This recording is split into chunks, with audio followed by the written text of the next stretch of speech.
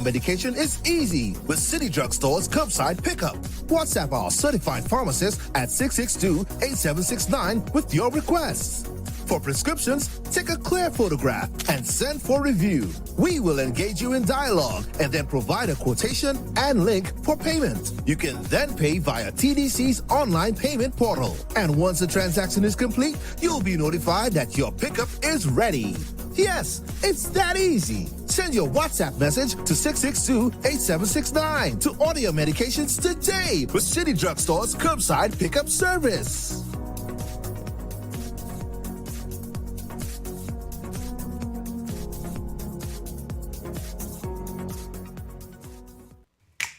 Maybe it's the way the brilliant gold liquid reflects our sunshine, or how the bright blue of its label mirrors the clear Caribbean skies overhead. Maybe it's the fresh, crisp taste of this beastly cold beer on a scorching hot day. Maybe it's even the way it brings us all together. But one thing is for sure, Carib is very much a part of who we are wherever we're from in the Caribbean. Carib. It's the way we play. Drink responsibly. People make the world go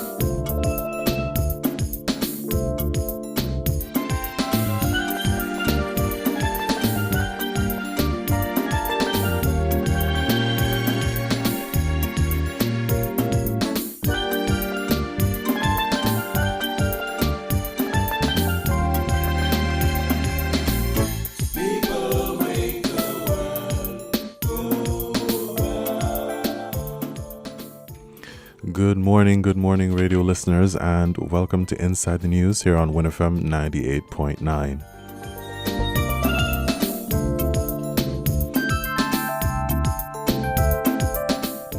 It's a beautiful Saturday morning here in the Federation of St. Kitts and Nevis. It's slightly cloudy out there. As you know, a system is in the Caribbean waters.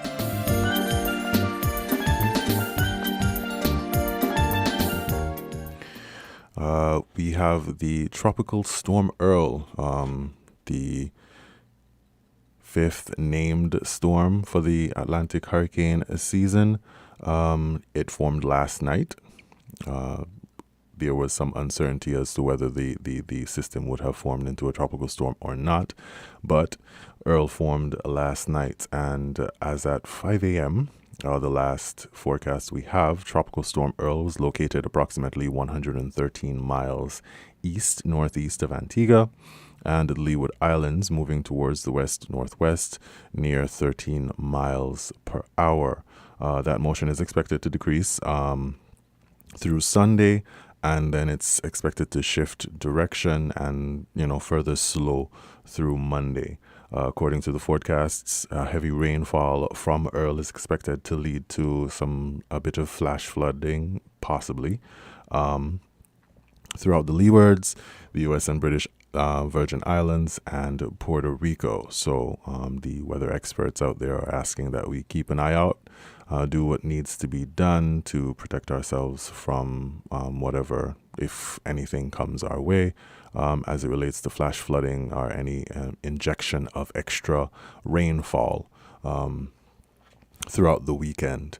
So another weather report is expected shortly. That will probably give us a little bit more in-depth detail as to where it is, because it's probably moved a bit closer to us, and its impact, its direct impact over the weekend should be a bit more clearer in that forecast. So we await that update.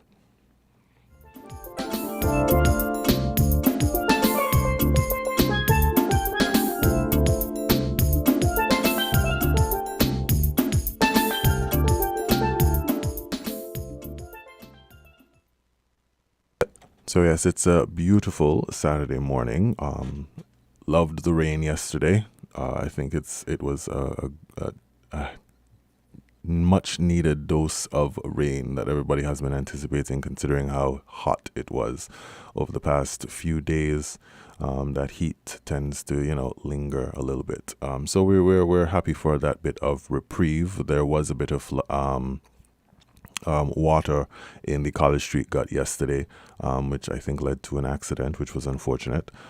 So with the flash flood warning that is out, the possible flash flood warning that is out, citizens are urged to clear your vehicles or whatever might be in, problem waterways that are known to be heavy on the flooding, so as to avoid any unnecessary damage to your property or to others' property.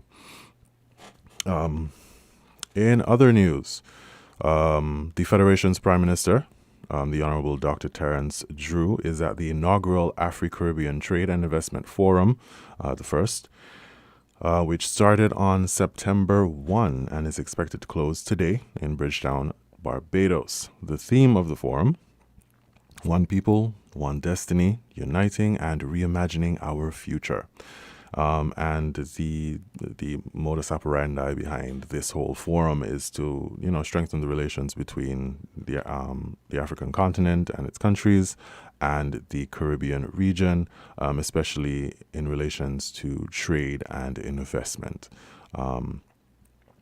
And I'm going to play a bit from the opening of the forum, some remarks from Her Excellency Dr. Carla Barnett, Secretary General of CARICOM, as well as the Honorable Mia Mottley, Prime Minister of Barbados, who were key speakers for the opening of the forum. We'll hear just a bit about what is expected from the forum, what they're expecting to achieve in this forum going forward with relations between Africa and the Caribbean.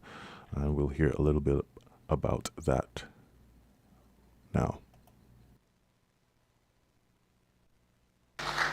Thank you very much, Ambassador. Her Excellency President Sandra Mason, Honorable Mia Motley, Prime Minister of Barbados, forgive me, all other protocols having been observed. Ladies and gentlemen, the first CARICOM Africa Summit held on September the 7th, 2021, opened a new chapter in the deep-rooted and long-standing relations between Caribbean countries and Africa. It set in motion various initiatives to further deepen and strengthen relations between the African continent and the Caribbean community. In particular, the leaders at that time underscored the need to foster increased trade, investment, air travel, and maritime shipping links with a view to realizing greater economic integration and enhanced people-to-people contact between Africa and the Caribbean.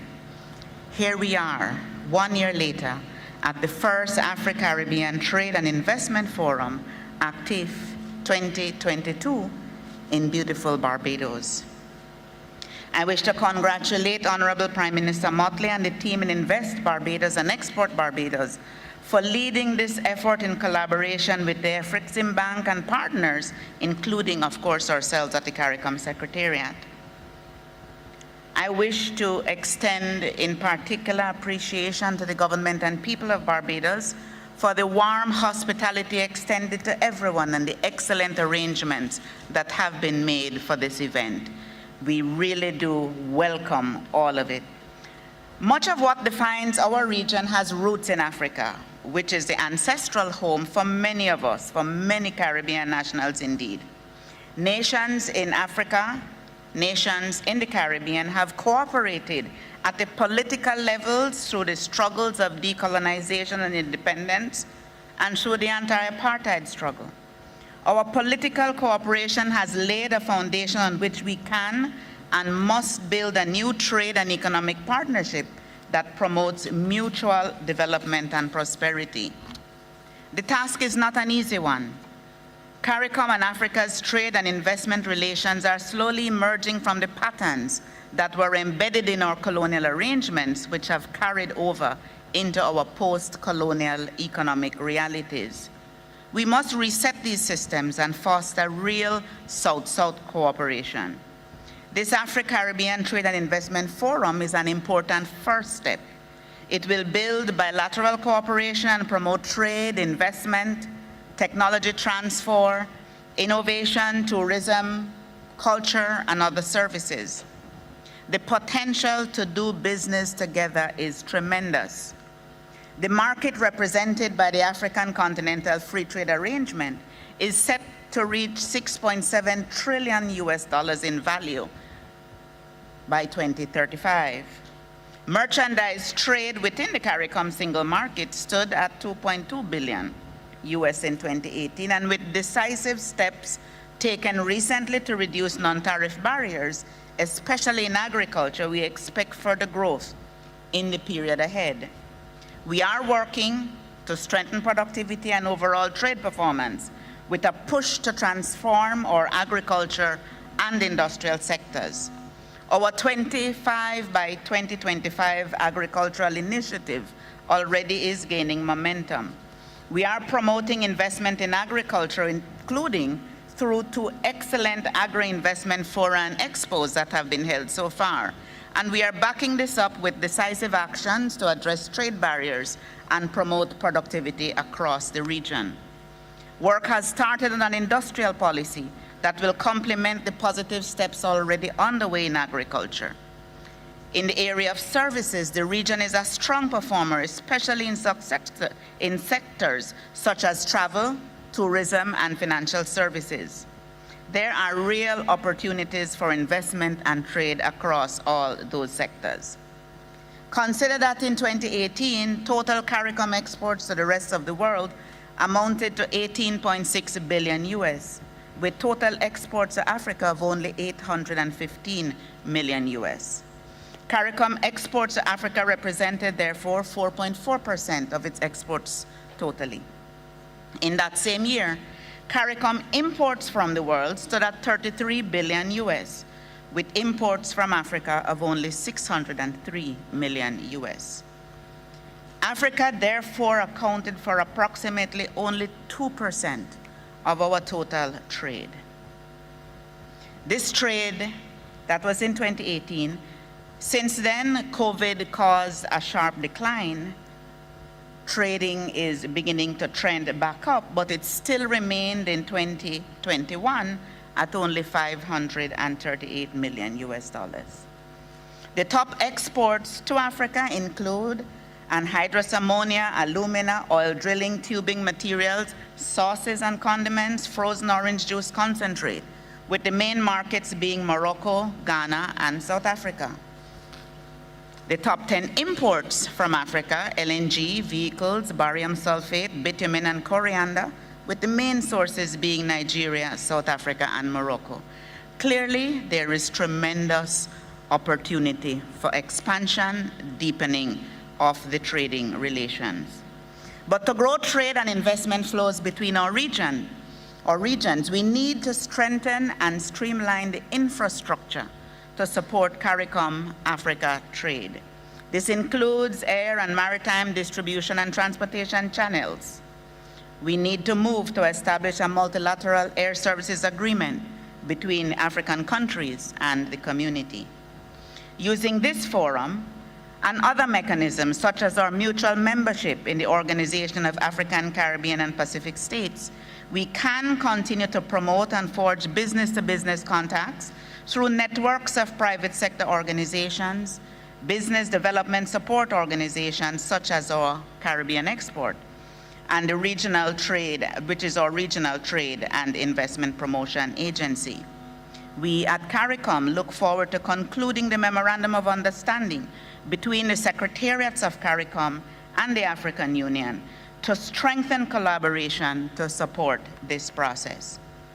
In addition to the opportunities provided by the CARICOM single market, CARICOM offers a gateway to partner markets. Our preferential trade agreements with Several Latin American and Caribbean neighbors, as well as others, provide significant market access opportunities for investors producing within CARICOM for those markets that represent a combined 11 trillion US dollars in imports of goods and services at this time. With the African Continental Free Trade Area and the CSME presenting solid platforms for trade and economic cooperation between our two regions, I am anticipating that this first, and I say first because there will have to be a second and a third to continue the activity, this first Afro-Caribbean Trade and Investment Forum will be a success. We at CARICOM are determined to advance our single market and extend our trade and investment arrangements to drive trade and economic growth, and look forward to further deepening of our partnerships with our friends, neighbors, brothers, and sisters in Africa. Thank you very much.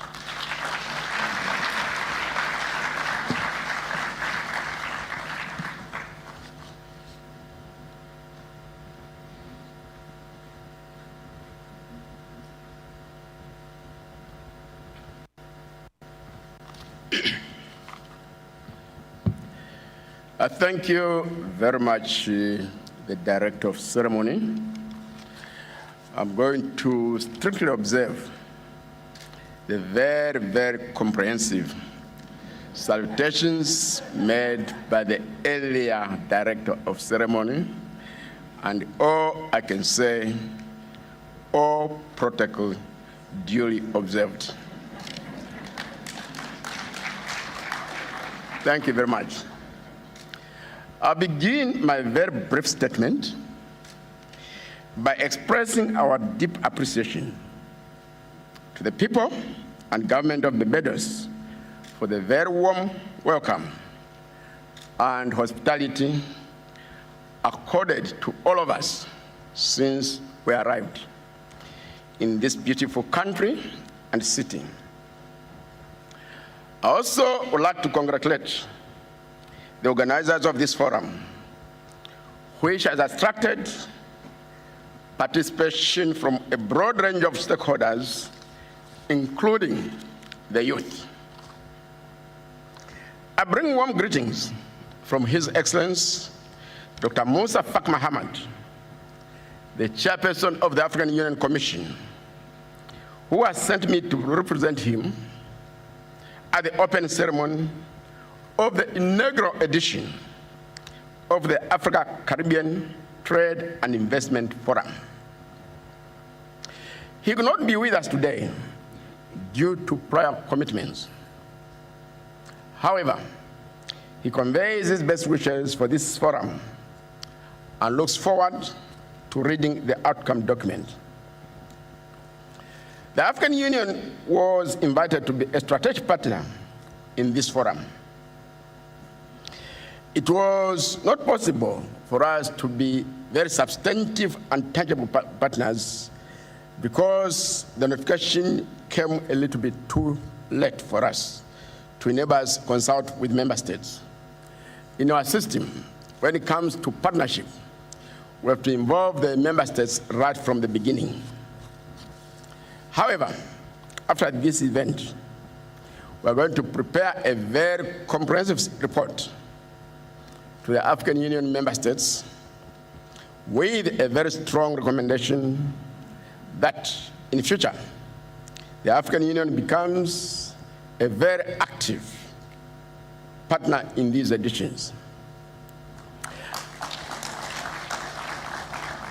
And let me indicate that when you see the African Export-Import Bank working anywhere in the world, including the Caribbean, you should always be fully convinced that the African Union is not very far off. Why do I say so? My brother and good friend, Dr. Orama, last year approached me to say he wanted the African Export-Import Bank to be a specialized agent of the African Union, and assured him that I was going to fully support the bid. And that has been considered by the ministers responsible for finance. And we are in the final stages of that consideration. And I'm very confident that in February next year, when the matter is put before the heads of state and government, there should be agreement, broad-based agreement, that the African Export-Import Bank is a specialized agent of the African Union on matters, among others, of trade finance. So we are right next to the African Export-Import Bank in the organization of this forum. And this forum is a noble undertaking. The shifting geoeconomics demands that countries and regions broaden and deepen linkages with other countries in order to create stronger platforms for inclusive economic growth and sustainable development, as well as resilience. This becomes more paramount as economies around the world face multiple threats of recessions, unsustainable debt burdens, reduced flows of finance for sustainable development, climate change, and among several others, global supply chain disruptions. Africa and the Caribbean have a long history of collaboration.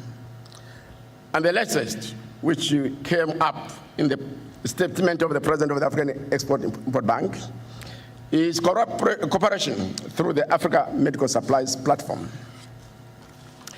With this forum, we are now focusing on moving to the next and higher level of deepening trade and different investment exchanges between the two regions. And the opportunities are very vast. For the sake of brevity, I won't touch on 6. To begin with, let me say we have a very strong, a young, large, and growing population offering a huge consumer base of currently 1.2 billion people. And by 2050, the African population will be 25% of the world's population.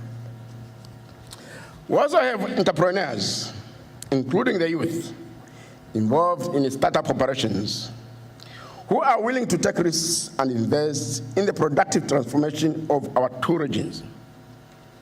And now, work is already underway to create the African Caribbean Business Council. And I've accepted it to be at the signing ceremony, which will be done, hopefully, before we end this meeting. We also have universities awaiting to be transformed into research universities so that they can contribute to research and development, vital to boosting innovation, diversification, and productivity in our production processes. Furthermore, climate change demands localization of production. In this respect, our two regions have the opportunity to develop inter-regional value chains. Already, there's focus on cassava, which is a crop very vital in this age of the green transition. And 6th, but not the least, this forum also offers the opportunity to enhance relations between the African Union Commission and the CARICOM Secretariat. Before the end of this meeting, I intend to have a bilateral meeting with the Excellency, the Secretary General of CARICOM, so that we have a clear roadmap on finalization of a memorandum of understanding between the two secretariats. A day should come when the African Union has an office in Georgetown, Guyana, the headquarters of CARICOM. A day should also come when CARICOM should have offices in Addis Ababa, the headquarters of the African Union, and that will be signals towards deeper relations. Against this background, I've come to this meeting with a wide range of experts, including the Chief Executive of AUDA NEPAD, the President of the African Business Council, as well as from the Secretariat of the Commission, experts on diaspora affairs, trade and investment, as well as the youth. And all of us are committed to actively participate in the deliberations that will take place during the next 2 days. I'll end here, and thank you for your kind attention.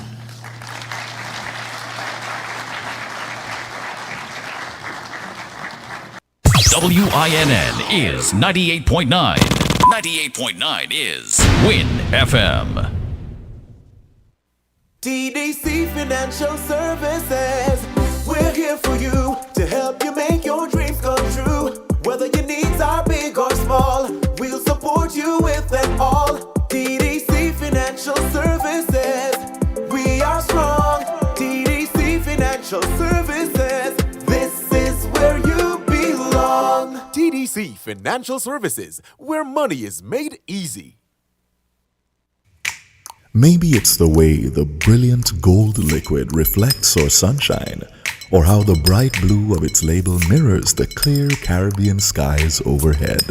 Maybe it's the fresh, crisp taste of this beastly cold beer on a scorching hot day.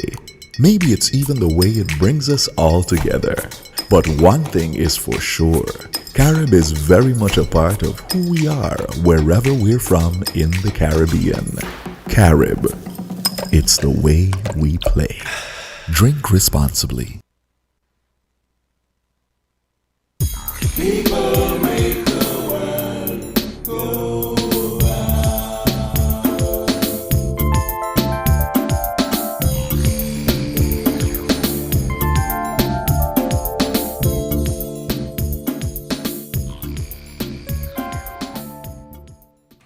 Welcome back to Inside the News here on WIN FM 98.9. You were listening to, before the break, you were listening to the opening comments from Her Excellency Dr. Carla Barnett, the Secretary General of the CARICOM, and His Excellency Albert Muchanga, Commissioner of Economic Development, Trade, Tourism et al., at the opening of the first Afro-Caribbean Trade and Investment Forum in Barbados on Thursday. Both of them were addressing the need for more trade and investment opportunities in between the Caribbean and the African Union. At the end, you heard His Excellency Muchanga saying that a true, I guess, visual representation of that deepening ties would be opening embassies in the headquarters for CARICOM in Guyana and their headquarters in Africa for the African Trade Union. Before the break, we were having some calls. I'm assuming that people wanted to call in and voice their opinion on what they were hearing from the Agri Forum. But I'm going to also play a bit from the Honorable Mia Mottley, the Prime Minister of Barbados, and she was the keynote address speaker at the opening of the Agri Forum, as the forum was hosted in Barbados. So we'll hear a little bit from the Honorable Prime Minister of Barbados, Mia Mottley, from the Agri Forum.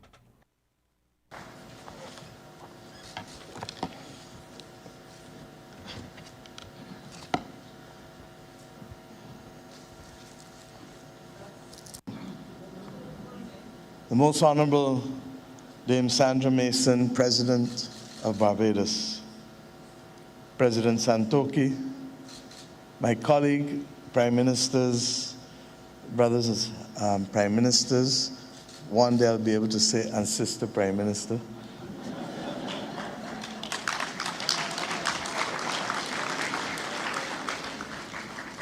The distinguished Vice President of Ghana, distinguished ministers from Africa and the Caribbean, all distinguished guests, all. How did we get here? And where are we?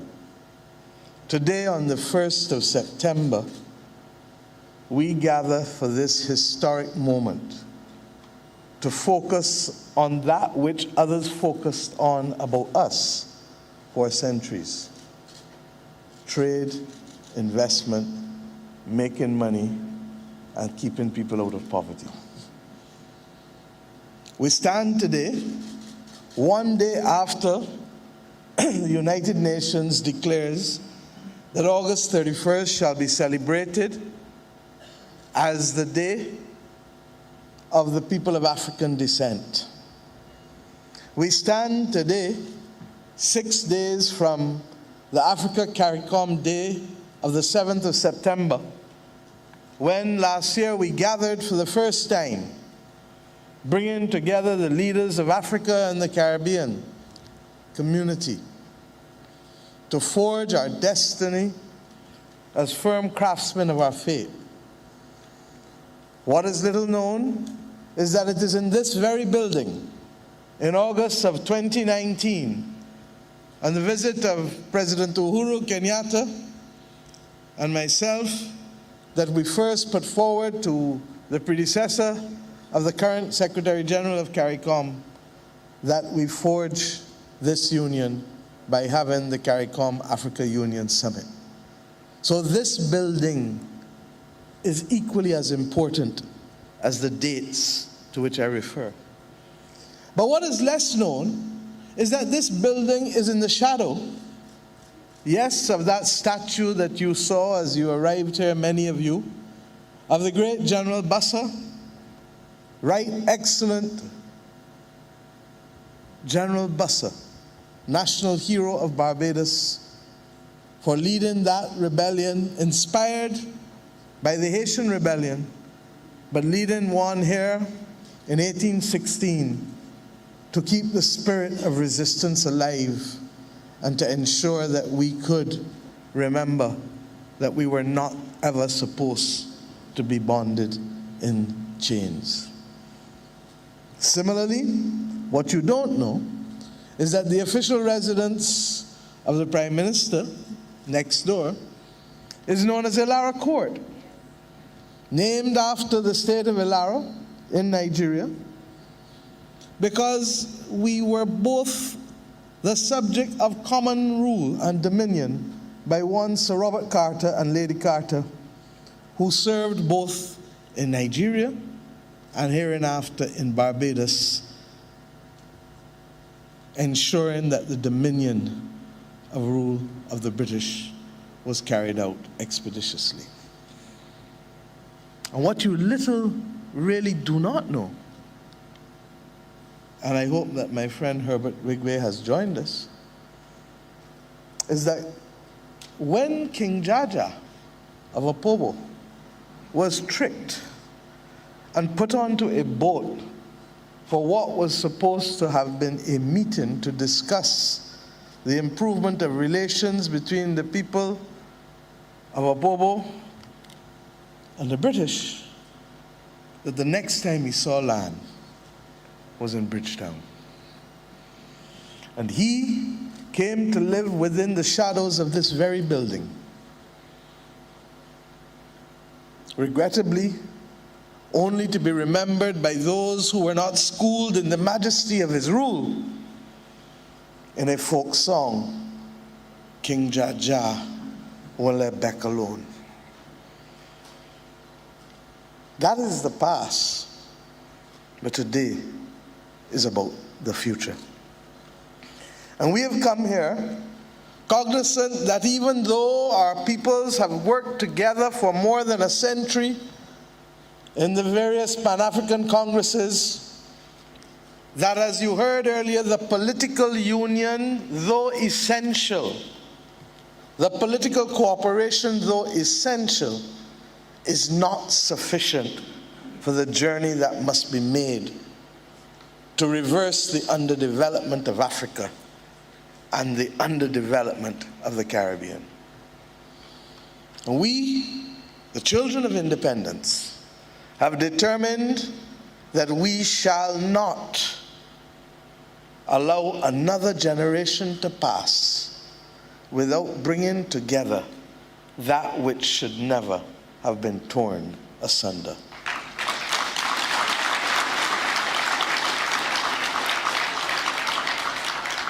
We face common battles, from the climate crisis to the COVID pandemic, and now to the third aspect of it, with respect to inflation and debt that threaten to tear too many of our countries apart and threaten to put back into poverty too many of our people. In Africa, 1 in every 2 people in rural communities and 1 in every 10 in urban communities are recorded as being poor. In the Caribbean, recent statistics show that numbers have gone from 1 in 6 and 1 in 5 to as high in some countries as 1 in 3 because of the food insecurity and because of the disruption of the last few years. Travel-dependent economies, whether in Africa and the Caribbean, have literally been thrown on their backs. And we seek to fight this battle of bridging and reclaiming our Atlantic destiny on both sides at the very time when the travel and tourism industry is facing its greatest challenge in decades. In particular, the travel industry that still is reeling from the impact of sick leave and COVID. But we can choose to record that that is but another major battle. Or we can say, as my country has done, even in the midst of an IMF program, that if we do not seize our destiny now, we shall never seize it. We have within our capacity to remove, as I reflected last year on the 7th of September as I closed my statement at the African Union, to remove the middleman, to remove the middle leg, and forever to remove the scars of the Middle Passage.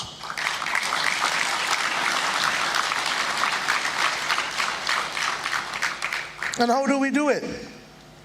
Our governments, as I said, will cooperate on the great issues that we face today with the triple crises that I mentioned earlier. And we've been doing it. The African Ministers of Finance invited me as the lead head for CARICOM Single Market and Economy to participate in 2 of their meetings in the last 18 months. Our dear friend Vera Songwe, who is now departing yesterday from the United Nations Economic Commission for Africa, has continued to work with us shoulder to shoulder as I chaired the Development Committee of the World Bank and the IMF.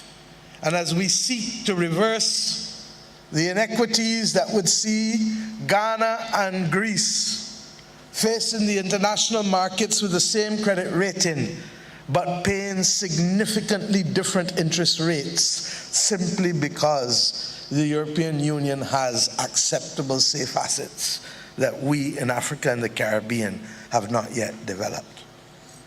But I don't come here to complain. I come here today to ask us to seize the moment. You heard President Arama, our distinguished sponsor, and whose courage and commitment has brought us to this place today, I say unashamedly. You heard him refer to the distinguished words of the most excellent Marcus Messiah Garvey. To recognize that our future can never be determined by someone else. And if that is what we want, to make life easier day by day by day, then those who continue to remain in poverty in our nation shall not easily leave that state of affairs. It is within our grasp. We have the collective brain power, the collective creativity, the innate discipline and resilience, and above all else, yes, the capital between Africa and the Caribbean to make that defining difference now. We've begun to understand that when we know each other, business becomes that much easier. My visit to Dakar earlier this year to speak at the opening of the African Basketball League and the opening of sports in Africa, that can present, and the opportunities for bridging the Atlantic destiny of our people, not just for political actors, not just for bankers, but for ordinary people. It allowed me to understand fully that it can only be a mindset that stops a plane from traveling 2,000 kilometers less between Bridgetown and Dakar than between Bridgetown and London. 2 hours less, 2,000 kilometers less, but yet you have a 28-hour delay through New York. We do it in spite of the fact that ordinary citizens of ours do not have the luxury of presenting as diplomats for official visas where those exist. Not to our countries, because we have all removed them. But if the only way to get here is through North America and Europe, then how will you get the transit visa to move people here if we don't build the bridge across the Atlantic through air bridges?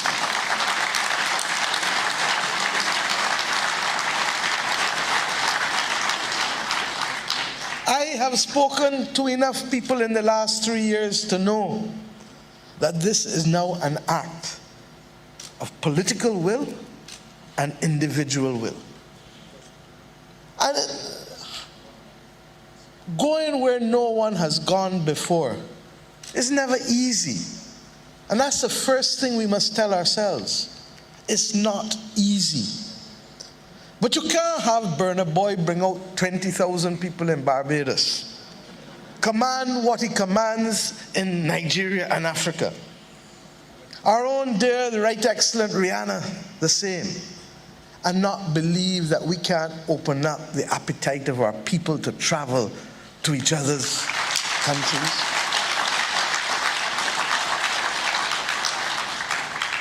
And by the presence of the Africa Export-Import Bank, we hope, in the Caribbean, and Mr. President, I've spoken to you and indicated that, like the Caribbean Development Bank, you will be accorded the same privileges and immunities in Bridgetown once you decide to set up in this region.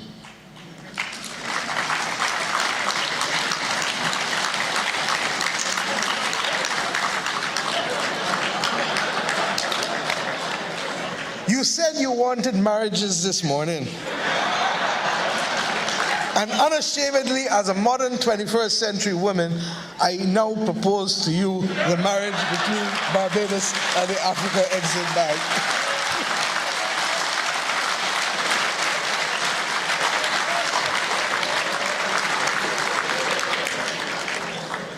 But seriously, our brothers and sisters in Trinidad have led the way with the establishment of the Republic Bank in Ghana. And the Vice President, who is a distinguished central banker, Vice President of Ghana, who is here, can tell you that the Republic Bank has made a name for itself in Ghana.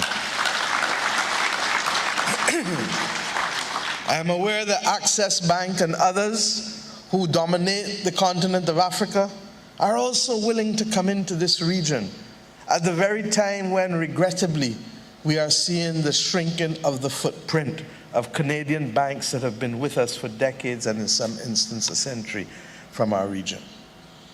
We have it within our capacity.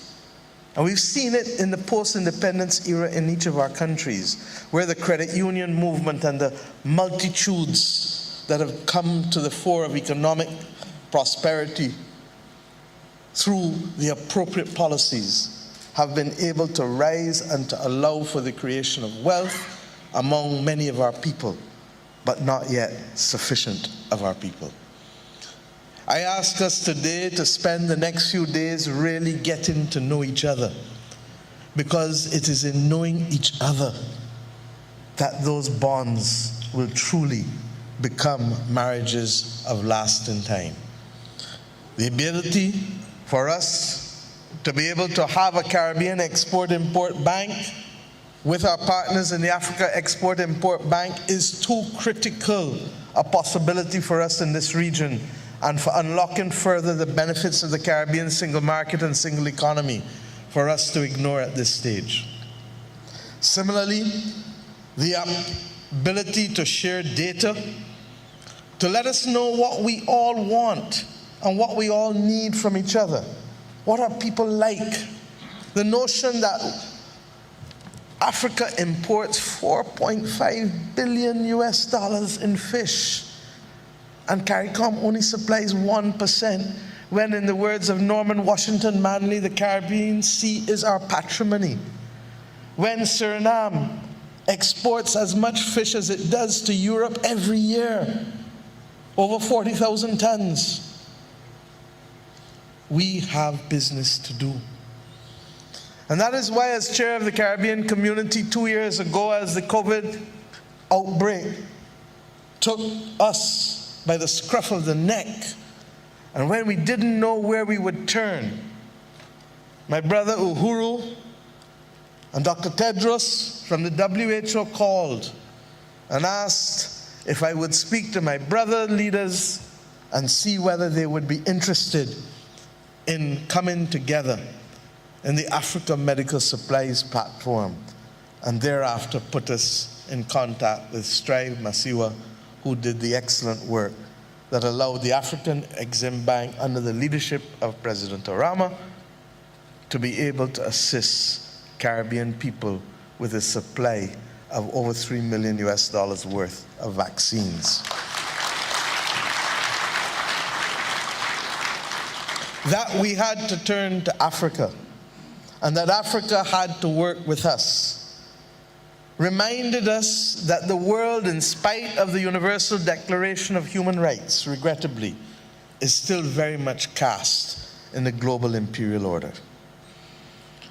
It must not escape us that we come to cooperate today, 100 years in particular after that decade that had the greatest amount of Pan-African Congresses.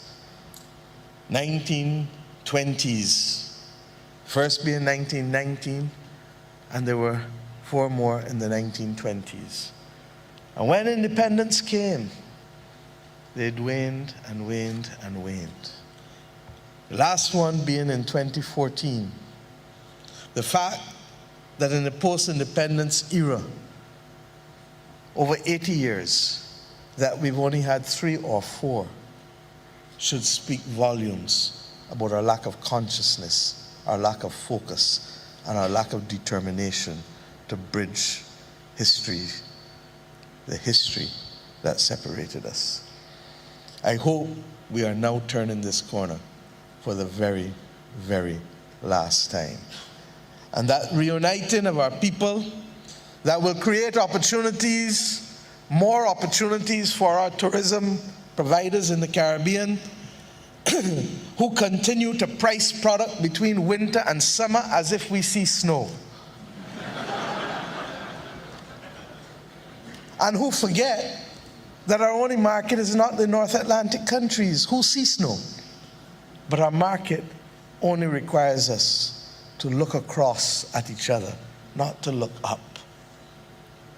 If we can, through our partnership, remove from the Caribbean that awful period of summer tourism, where our average daily rates are a fraction of what we can achieve during the winter, then our bond of friendships and trade will have gone and worked for us. If we can equally allow our people to return to the continent of Africa, not just West Africa, but to East Africa, to the cradle of civilization, to be able to build on the partnerships that we have done in recent times with Kenya and Rwanda. And let us be real. There are only 3 United Nations global headquarters. We know the first 2 well, perhaps too well, New York and Geneva. But we have not embraced the one of the South as much as we should have, the one in Nairobi. And it is for that reason that my government took the decision to establish a mission in Nairobi just over a year ago.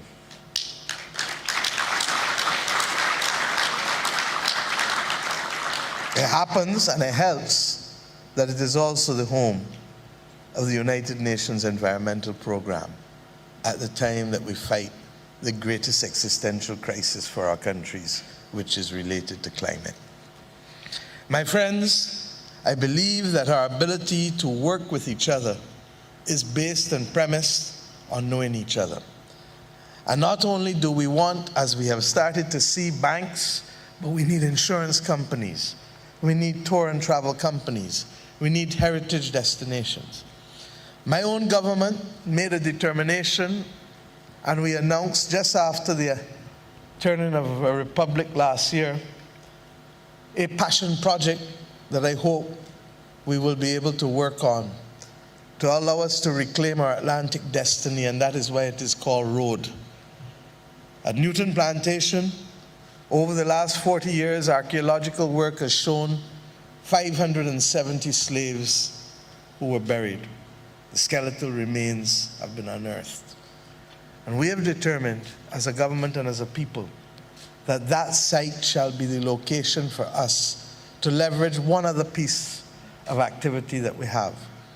Barbados is that country that has the 2nd largest transatlantic slave records for the British Atlantic slave trade. Of course, the one that has the most is the one that perhaps is not justified in retaining the integrity of it, and that is the United Kingdom. We have a responsibility to tell our story because we were chosen to be that place from which modern racism in the Americas would be forged. We became that place where the first synagogue of the Americas was established and where the oldest theological missionary of the Americas was established, and where, regrettably, the most iniquitous laws to oppress people of African descent were equally established. And you ask today why we come to this moment with such passion. Because in leading the parliament that passed the 1661 slave code, that came to be reproduced in exact form in many states of the United States of America and to spawn similar ones in other states, we feel as a people and as a parliament that we have a duty to literally forge a new destiny that does not allow our children only to reflect on those negatives, but that can speak about the glory and majesty of a people who have claimed themselves and their destiny in spite of all that has been thrown upon them century after century. And if we can leave Bridgetown with concrete relationships, and if those of you who have capacity but not yet inclination, and I look at my brother who guided me through university in London and who became my bridge to Africa, Tunde Falawiyo, for over 3 decades.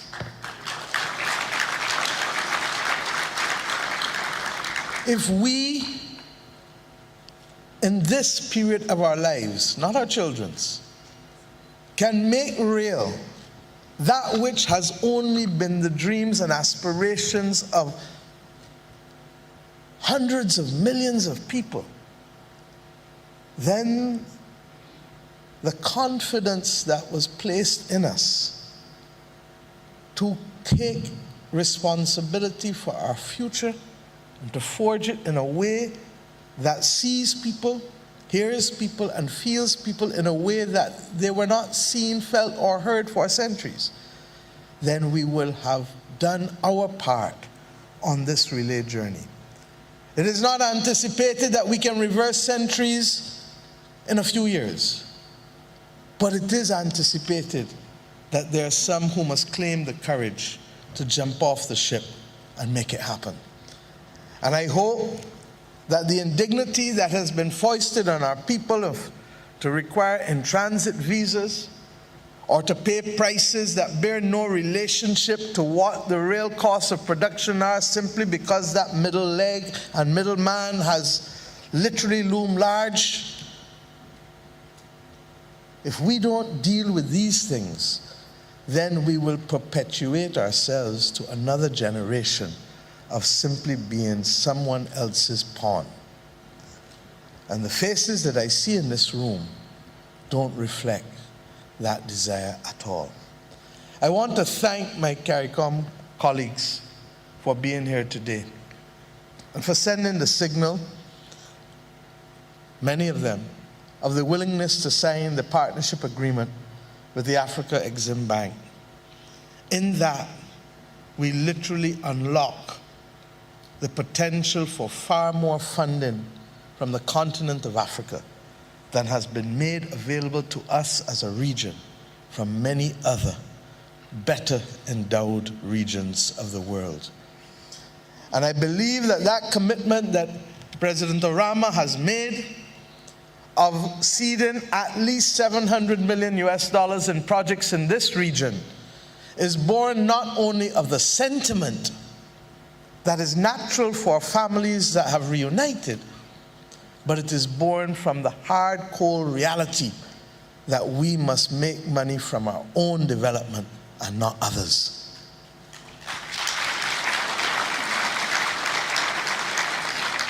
So my friends, we end today, therefore, confident that it is now ours not just to walk, but to run this race, and to run it with passion, and to bring along those who might make the journey easier.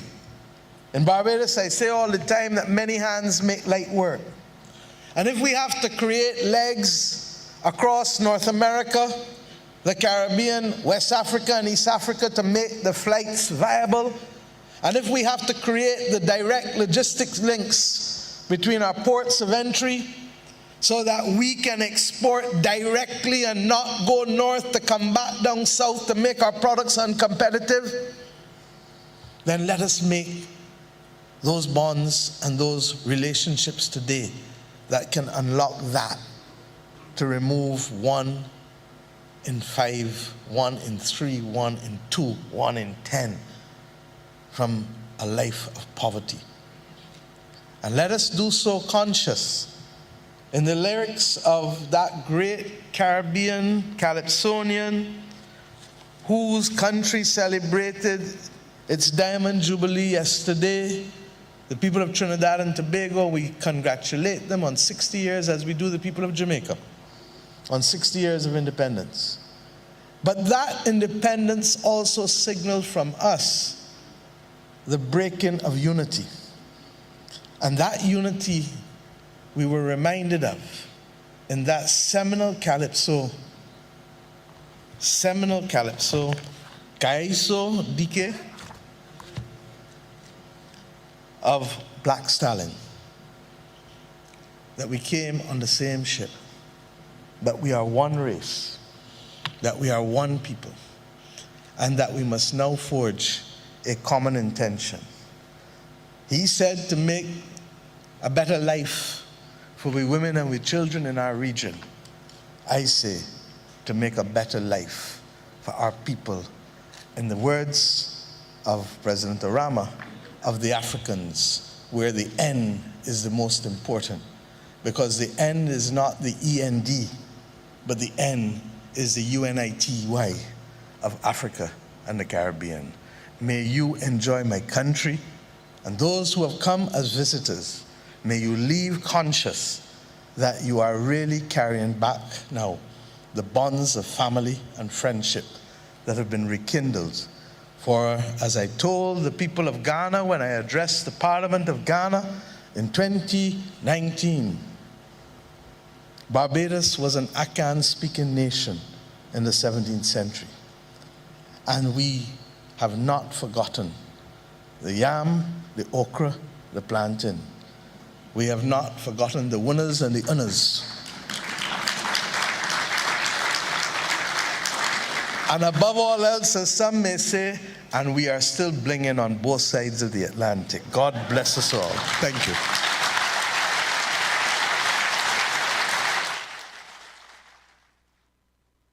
You were listening to the Prime Minister of Barbados, the Honorable Mia Mottley, in her keynote address at the inaugural Afro-Caribbean Trade and Investment Forum that started on September 1 and is expected to end today, September 3rd. We are going to take a break for our headline news as it is already 5 past the 12 o'clock hour, and we'll be back with more Inside the News here on Win FM 98.9.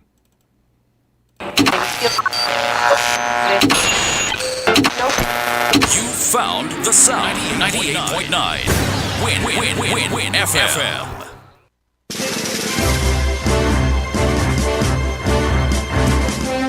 We now bring you the headline news. The headline news is brought to you by Caribbean Alliance, The Grange, KDP Enterprises, Carib Brewery, and the ICDF Taiwan Technical Mission.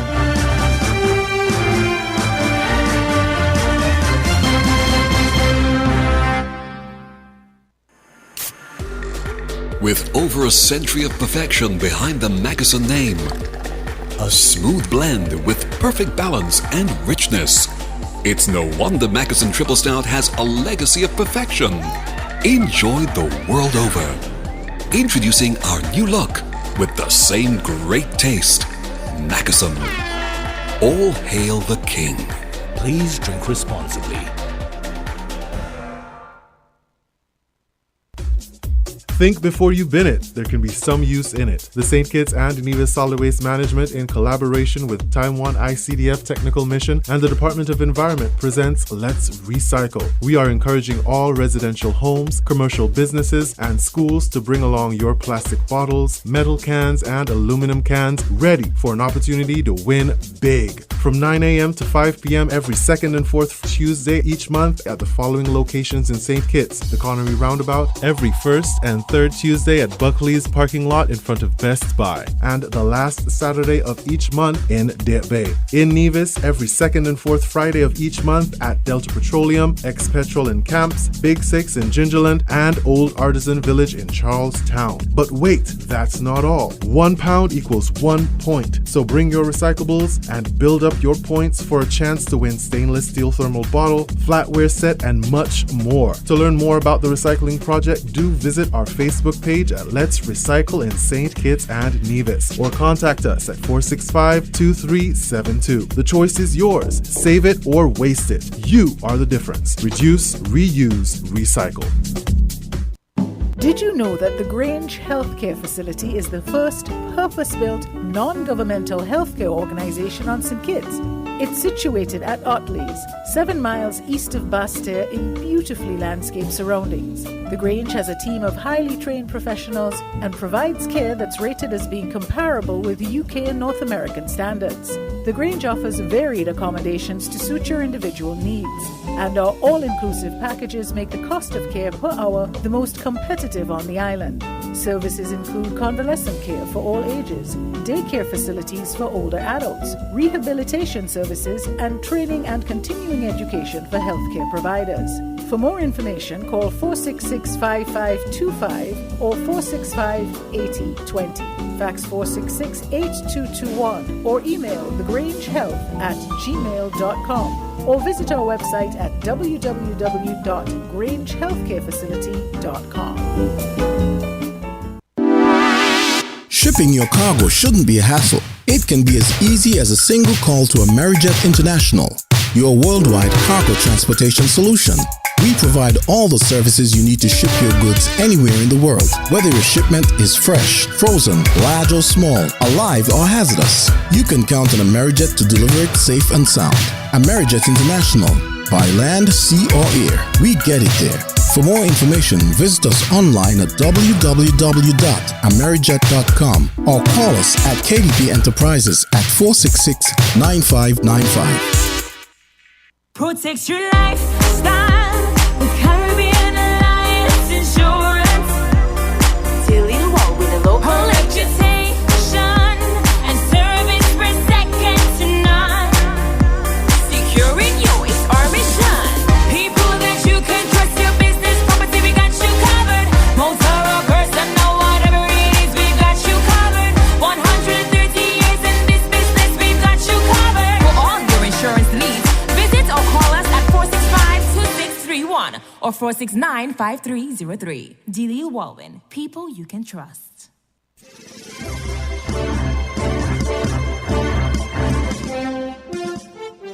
With the WIN headline news, I am Kevon Brown. And I am Yolana Weeks. Making the headlines, a tropical cyclone alert is in effect for the Leeward Islands and the Virgin Islands. St. Kitts named Caribbean's leading dive destination at World Travel Awards. The Nevis Historical and Conservation Society pays tribute to Marcia McMahon Myers. St. Lucia is the next Caribbean island to remove physical distancing and mass crowd protocols come September 5th. Internationally, the president of the International Atomic Energy Agency has said military activity has repeatedly violated the physical integrity of the Zaporizhzhia nuclear power plant in Ukraine. Sri Lanka's deposed President Gotabaya Rajapaksa has returned home weeks after fleeing the country, officials said. Now, the details.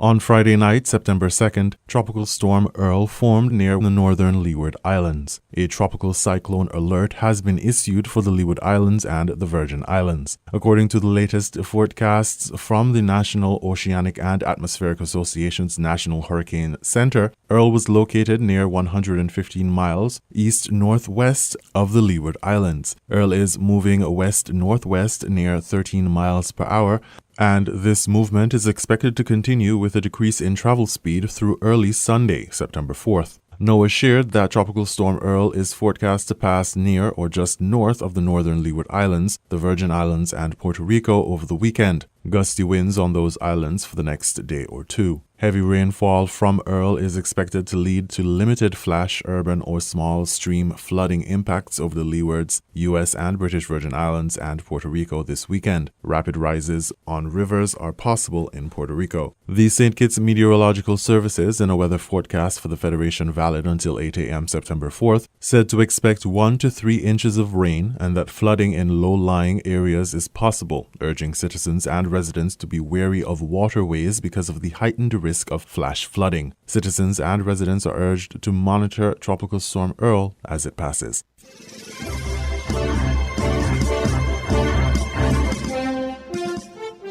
St. Kitts has won the Caribbean's leading dive destination award over 7 other Caribbean destinations. St. Kitts was chosen ahead of Anguilla, British Virgin Islands, Cayman Islands, Martinique, the Bahamas, and the Turks and Caicos Islands at the 2022 hosting of the World Travel Awards held at Sandals Resort, Jamaica on August 31. The Public Relations Officer of the St. Kitts Tourism Authority, Jonette Boyd, accepted the award on behalf of the island. Upon receipt of the award, the St. Kitts Tourism Authority said, quote, "We are incredibly proud to be recognized for our beautiful and diverse underwater landscapes," end quote. This is the first time that St. Kitts has won the Caribbean's leading dive destination award, becoming the second Caribbean destination to do so. Meanwhile, the St. Kitts Tourism Authority was nominated alongside 11 other Caribbean tourism authorities for the 2022 Caribbean's Leading Tourism Board Award, and the St. Kitts Marriott Resort and the Royal Beach Casino were also nominated for the 2022 Caribbean's Leading Casino Resort Award.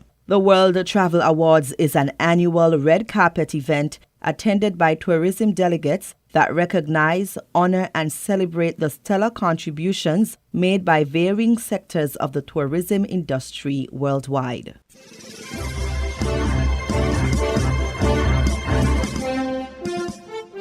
The Nevis Historical and Conservation Society, NHCS, remembers a pioneer, tenacious advocate, a champion of preservation, and an active leader in the Nevis Historical and Conservation Society, Marcia McMahon Myers. Myers, who's also the founder of small residential project Cliff Dwellers, died on Saturday, July 30, 2022, at age 81, after a battle with cancer. In a social media post on Friday, September 2, the NHCS said, quote, "Throughout her time on Nevis, Marcia, along with local architect Daphne Hobson, created the charming Charlestown Guidelines that were published as a book. She served on the Society's board for many years as president and as secretary, but always an advocate in fighting for preserving Charlestown and its sense of place. Most recently, she was a member of the Nevis World Heritage Committee, which has been working to have a site on Nevis inscribed to UNESCO's World Heritage List.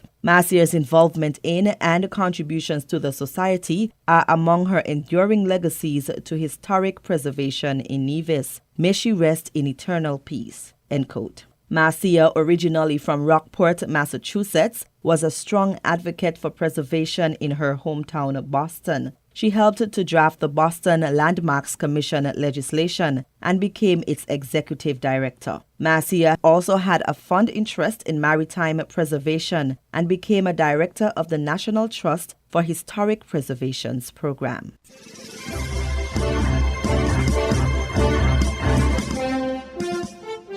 In regional news, St. Lucia is the next Caribbean island to remove physical distancing and mass crowd protocols come September 5th. HTS News Force St. Lucia has that report.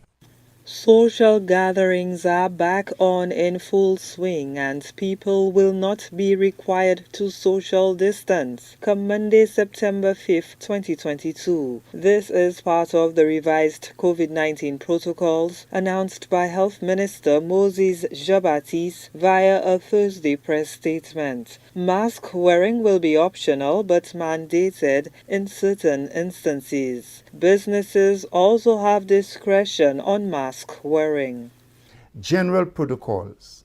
The physical distance and mass crowd limitation protocol is removed. The capacity restriction on public transportation has been removed, but mask wearing is required.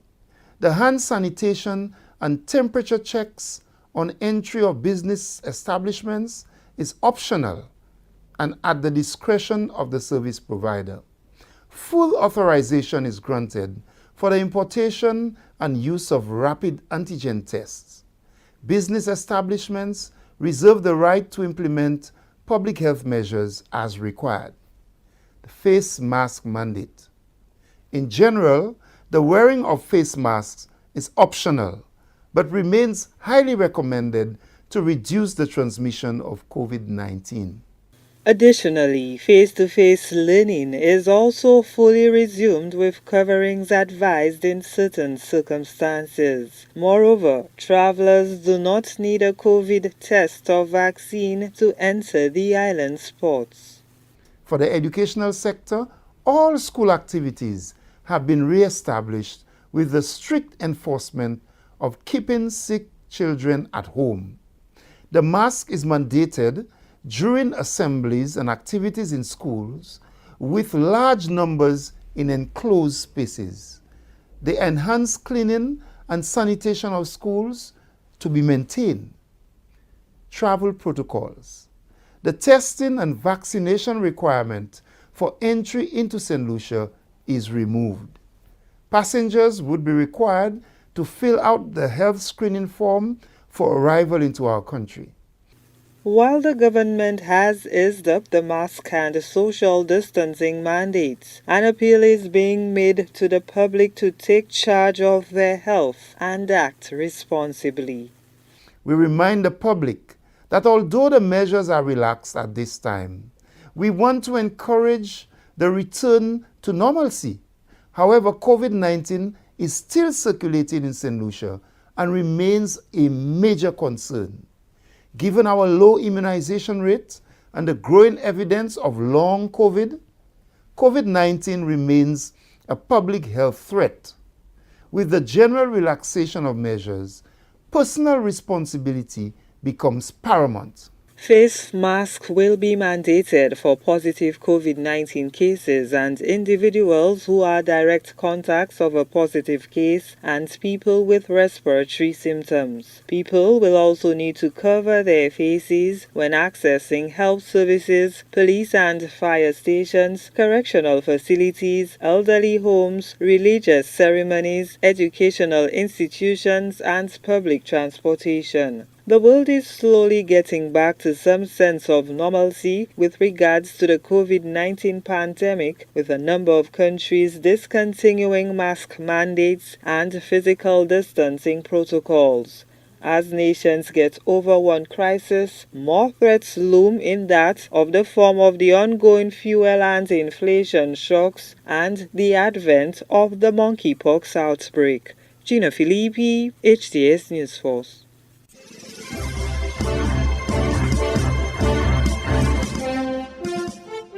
We now bring you these international reports. Head of the International Atomic Energy Agency has said that military activities violated the physical integrity of the Zaporizhzhia nuclear plant in Ukraine several times.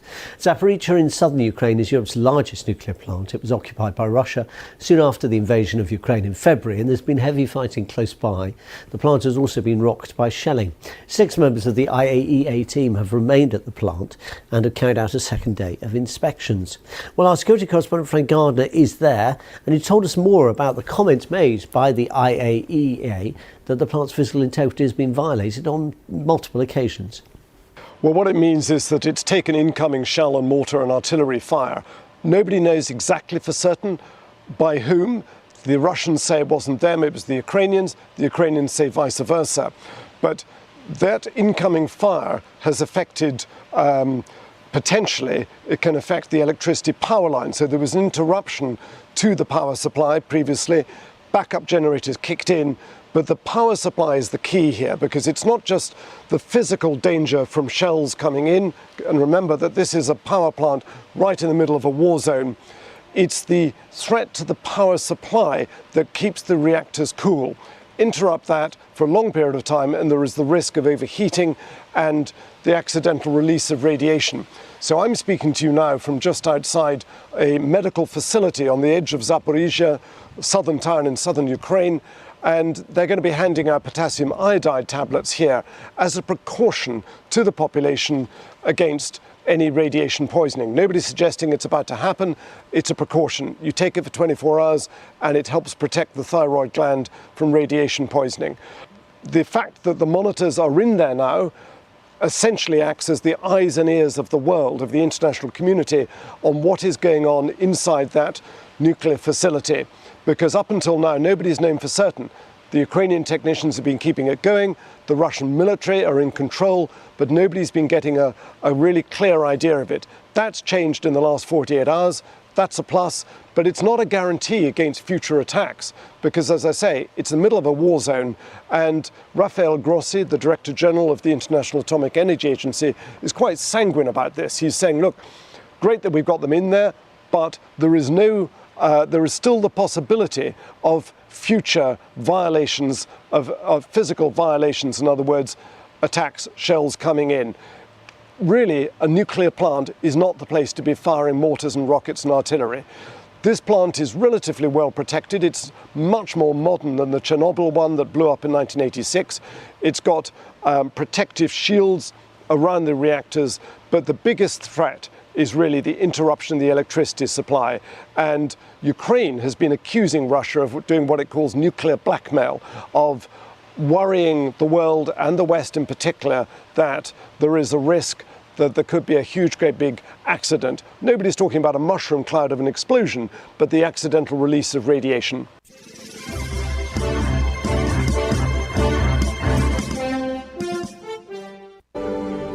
Sri Lanka's disgraced former president has returned to the country less than 2 months after he fled during the nation's worst economic crisis in memory. Gotabaya Rajapaksa was blamed for pushing Sri Lanka to financial disaster as protesters across the country rallied against his rule. Manel Fernandez is in Colombo for us. Manel, this seems like an incredibly risky move, potentially, for the former president. It does so, but at the end of the day, it just seems that Gotabaya Rajapaksa ran out of options. He did flee on that military plane to the Maldives, went on to Singapore from there, and then ended up in Thailand, all the while looking at his options of where he could go. In terms of governments had to be willing and able to facilitate that stay of his, but he did find a lot of closed doors. And that's why we saw a few weeks ago SLPP members, that's his party, sitting down with President Ranil Wickremesinghe, his successor, to try and work out and get a security guarantee that he would be allowed to return and that the government would ensure his security. So I did speak to the Minister of Public Security, who confirmed his return. He said he has already moved into an official government-provided bungalow. That is his entitlement as a former head of state. There will be security, obviously, again, his entitlement as a former leader, but obviously given the sort of level of threats and things like that, they would be assessed. But he did say it's very early stages, yet he might not be able at this stage to say, is he getting back to politics or whatever. He did say it's very early stages, but he did say he was relaxed at being able to return. Manel Fernandez in Colombo.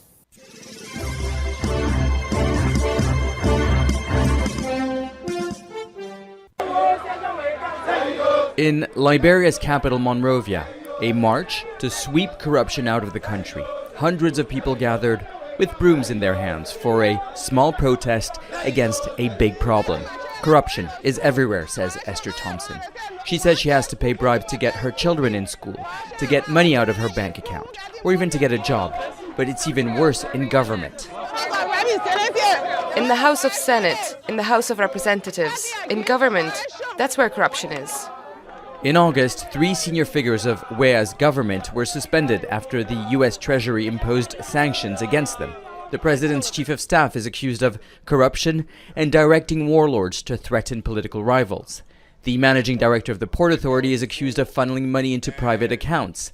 And the state solicitor general is accused of shielding suspected criminals, blocking investigations into government corruption. The government denies any wrongdoing. That those sanctions were not because of the government, was not targeted at the president.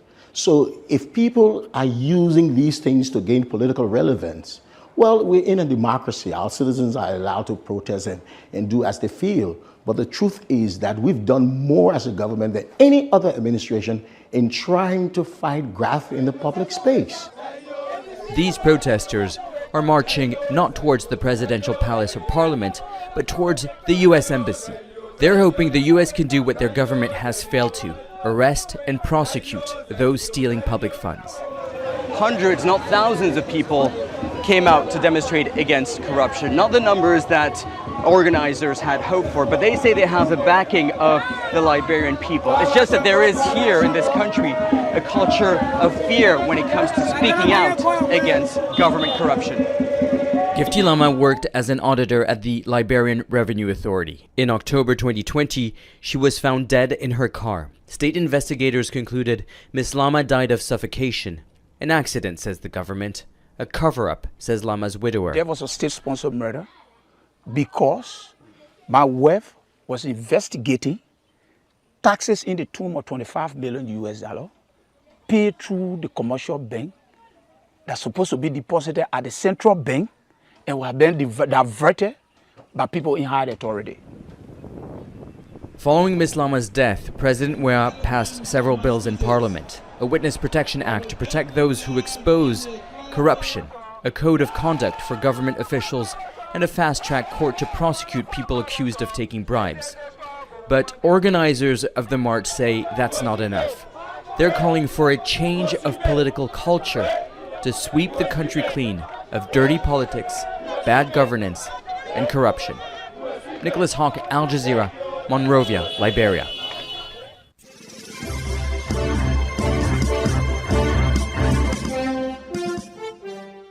Weeks after the FBI's unprecedented search of former President Donald Trump's Florida home, unsealed court records revealed that more than 11,000 government documents and photos were seized, with some classified documents found among such common items as books, magazines, and newspaper clippings. The Mar-a-Lago search on August 8th was part of the Justice Department's ongoing criminal investigation into whether Trump illegally retained national defense information and tried to obstruct the DOJ's probe. One record unsealed on Friday showed that of the more than 11,000 government documents and photos that were seized, 18 were labeled as top secrets, 54 were labeled secret, and 31 were labeled confidential, according to a Reuters tally of the government's inventory. There were also 90 empty folders, 48 of which were marked classified. It is not clear why the folders were empty or whether any records could be missing. Friday's unsealing of records by a U.S. district judge in West Palm Beach came one day after she heard arguments by Trump's attorneys and Justice Department prosecutors over whether she should, at Trump's request, appoint a special master to conduct a review of the seized materials. And while the judge appeared open to appointing a special master, she deferred ruling on it immediately. Trump's former Attorney General William Barr on Friday questioned the usefulness of a special master, telling Fox News it was a waste of time and saying that he saw no legitimate reason for Trump to have documents at his Florida estate if they were classified. Barr, who left the Attorney General post in late 2020, defied Trump by not backing his false claims that the presidential election that year had been stolen from him. Trump's defenses for why he retained the materials have shifted and include an assertion that he declassified all the documents. Barr on Friday said he was skeptical of Trump's claim, calling it highly improbable and, if true, shows such recklessness that it's almost worse than taking the documents.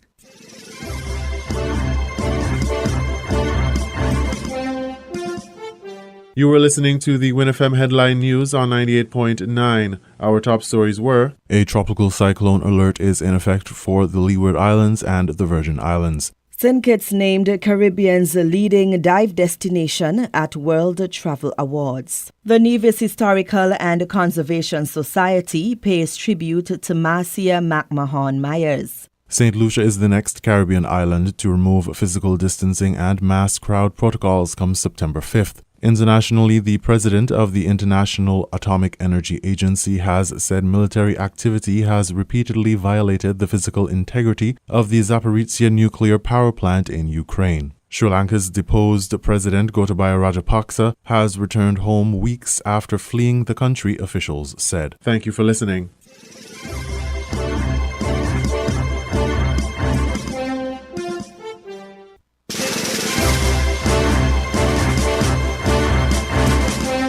That was the WinFM Headline News. The Headline News is brought to you by Caribbean Alliance, The Grange, KDP Enterprises, Carib Brewery, and the ICDF Taiwan Technical Mission.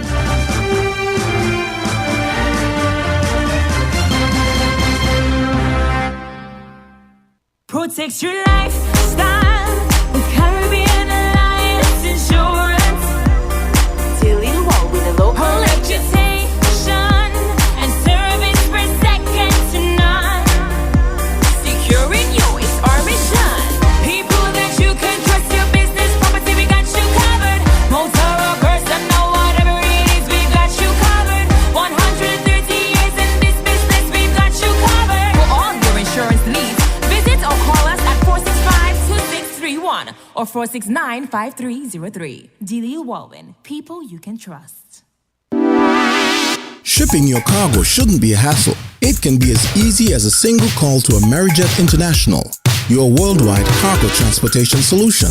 We provide all the services you need to ship your goods anywhere in the world, whether your shipment is fresh, frozen, large or small, alive or hazardous. You can count on Amerijet to deliver it safe and sound.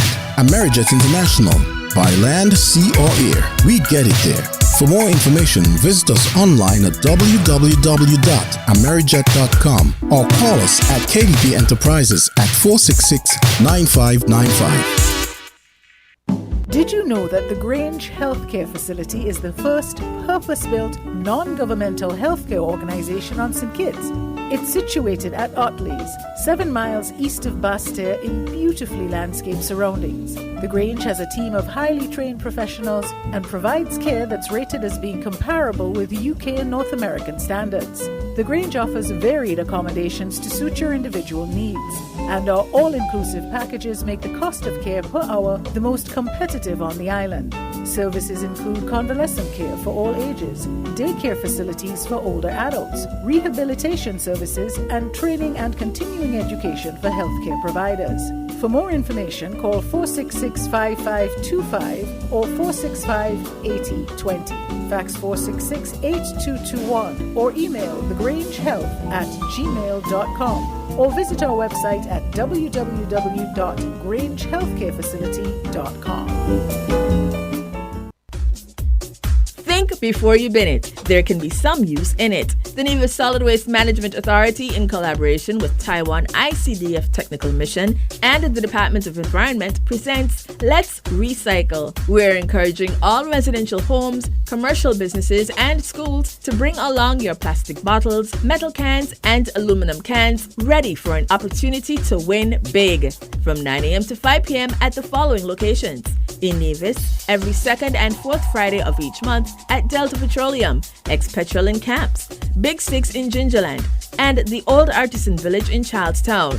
In St. Kitts, every second and fourth Tuesday at the Connery Roundabout, every first and third Tuesday at Buckley's parking lot in front of Best Buy, and the last Saturday of each month in Deep Bay. But wait, that's not all. 1 pound equals 1 point.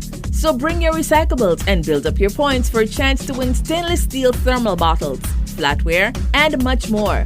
To learn more about the recycling project, do visit our Facebook page at Let's Recycle in St. Kitts and Nevis, or contact us at 465-2372. The choice is yours. Save it or waste it. You are the difference. So think smart. Take PAT, reduce, reuse, recycle. Maybe it's the way the brilliant gold liquid reflects our sunshine, or how the bright blue of its label mirrors the clear Caribbean skies overhead. Maybe it's the fresh, crisp taste of this beastly cold beer on a scorching hot day. Maybe it's even the way it brings us all together. But one thing is for sure, Carib is very much a part of who we are wherever we're from in the Caribbean. Carib. It's the way we play. Drink responsibly. We're different. We're 98.9. 98.9. Win FM. People make the world. Maybe it's the way the brilliant gold liquid reflects our sunshine, or how the bright blue of its label mirrors the clear Caribbean skies overhead. Maybe it's the fresh, crisp taste of this beastly cold beer on a scorching hot day. Maybe it's even the way it brings us all together. But one thing is for sure, Carib is very much a part of who we are wherever we're from in the Caribbean. Carib. It's the way we play. Drink responsibly. If you need protection, you need one who you can trust. To secure your investment, you need one who'll do you just. TDC Insurance, you're the one that you can trust. TDC Insurance, you're always safe with us. TDC Insurance is your go-to insurance company for all your insurance needs.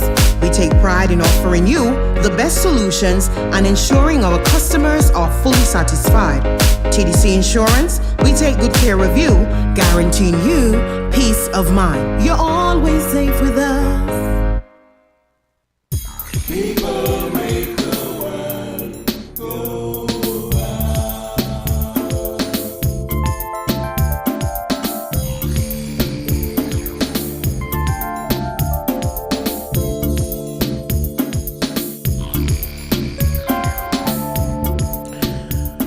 Welcome back to Inside the News right here on Win FM 98.9. I'm your host, Devon Cornelius. My colleague Kevin Brown was on for the first hour.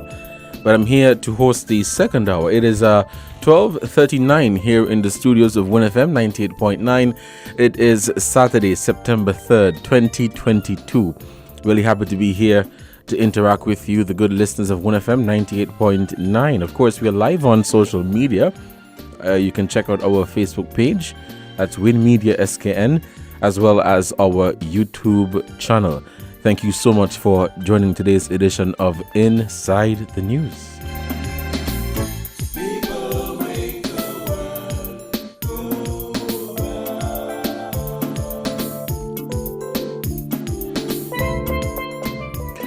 Of course, I'll be opening the phone lines later or in a moment. You can call us at 466-0989, 762-0989 or 662-0989. All right, so I have a topic I want to raise with you. It became a topic of discussion throughout the week within our newscast, and something that I think most of you are familiar with. Oh yeah, most of you are familiar with, something we've been talking about for quite some time. And I think it is everyday household conversation. It has to do with the COVID-19 restrictions. And I have here 3 articles that I want to reference to guide the conversation. So earlier this year in around June, of course, at that time, we had already known that there was going to be an election. And so everybody was in campaign mode. The parties in government, the parties in opposition. So at that time, the Cinco Labour Party, they wrote a letter. I think it was to the Prime Minister or to the task force. But they basically wrote a letter and they sent out some information to the media, calling on the Prime Minister to remove COVID-19 travel restrictions to allow freer movement of people.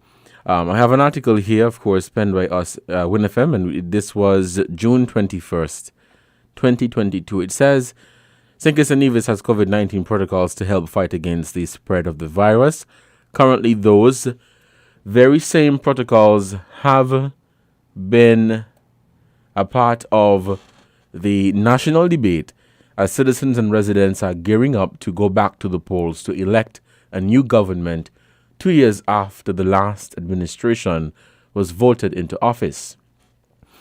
It says here the protocols still require returning nationals who are unvaccinated to self-isolate, and those unvaccinated individuals will have to quarantine for 7 days. Proof of a negative test, and vaccination still applies. The protocols are now being questioned because overseas voters may be interested in coming back to the Federation to cast their ballot. In a recent statement, Dr. Terence Drew, political leader of the Cinco Labour Party, has suggested that the protocols related to COVID-19 pandemic be removed.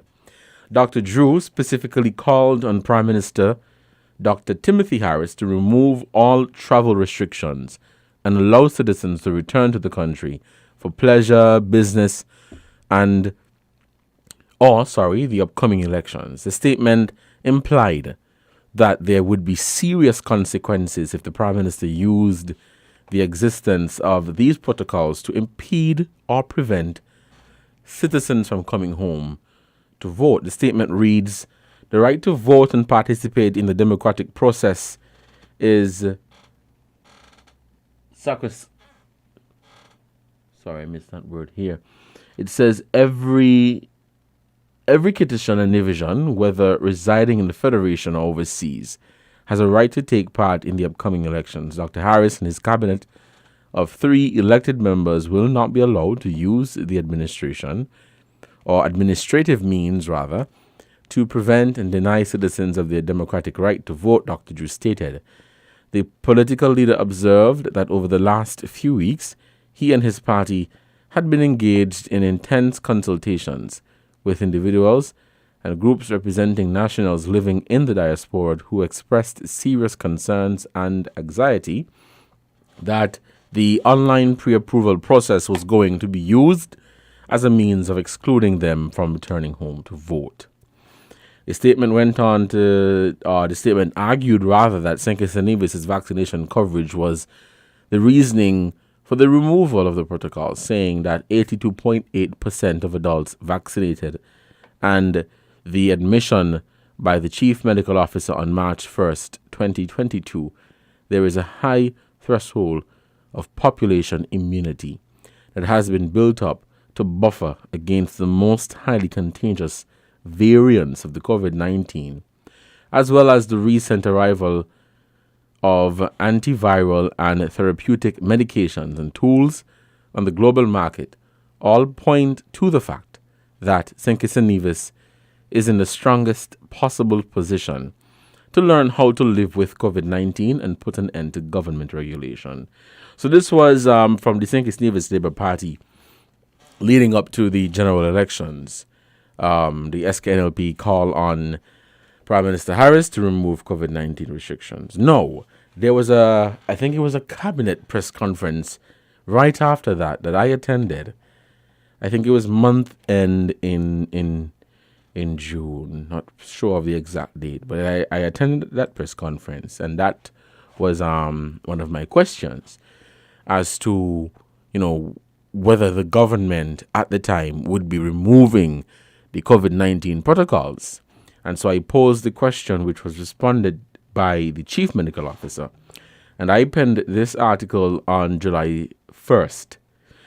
The article says the current travel entry protocols for Cinco Nevis remain in place due to data that projects a surge in COVID-19 cases in tourism source markets, the United States of America and the United Kingdom, along with local infection within the Federation.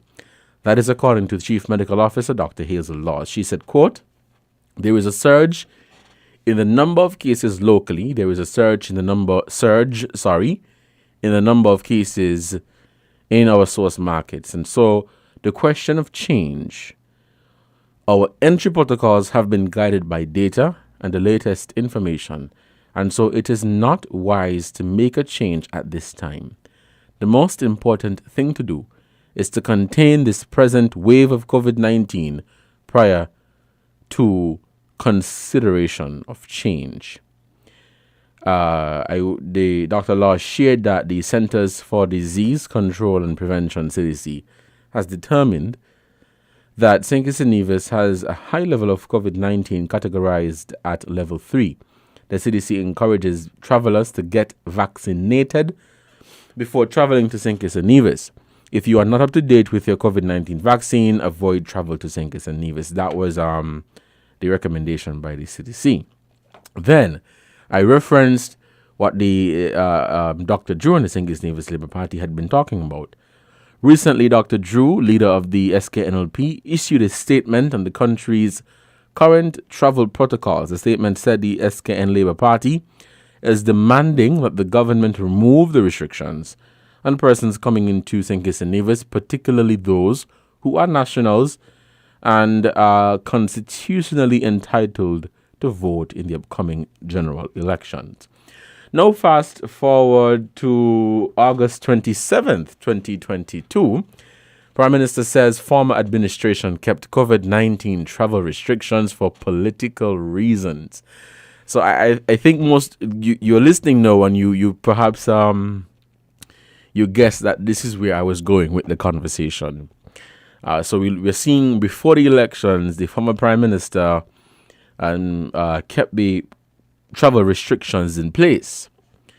We posed the question at the cabinet press conference, and from the CMO, this was the reason as to why, we were keeping these protocols in place. There was a change in administration, and the protocols changed.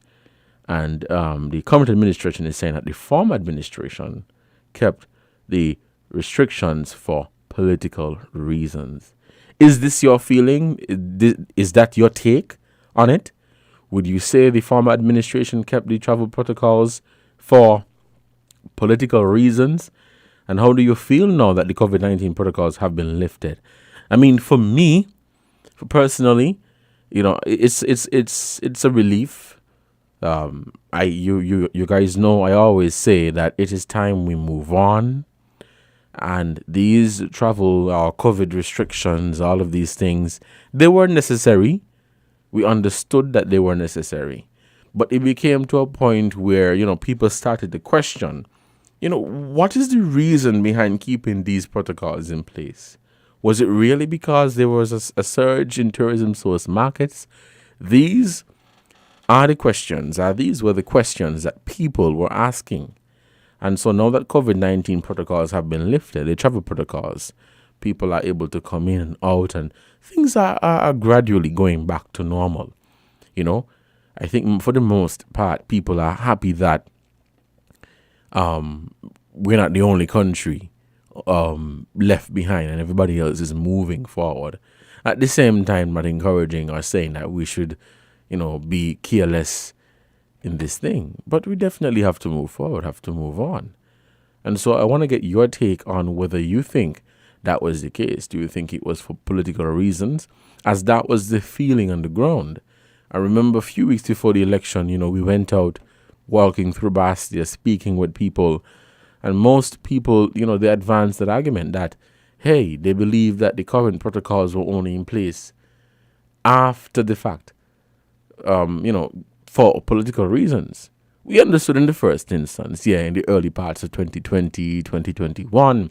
But after you realize that other Caribbean countries started reopening, not saying that because they reopen because situations change and what is happening in Jamaica or in Antigua may be different to what is happening in St. Kitts. But what's your take? Let's take this call.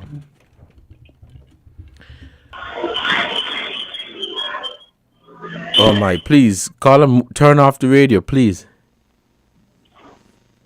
We did that. Yes, okay. Good afternoon. How you doing? You're on the air. We are sorry about the feedback, yeah? Yes, all right. Okay, give thanks for the information flowed so far and for sharing with us utterances today will be the final day in Barbados. I am not certain. I'll back check that. Okay. Well, we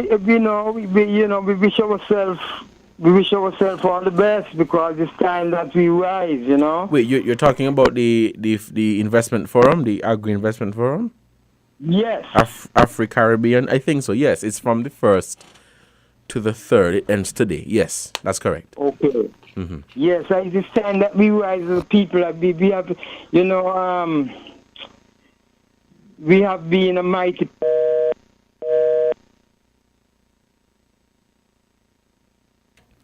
Oh my, we seem to have lost that caller. Please call us back at 4660989, 7620989, or 6620989.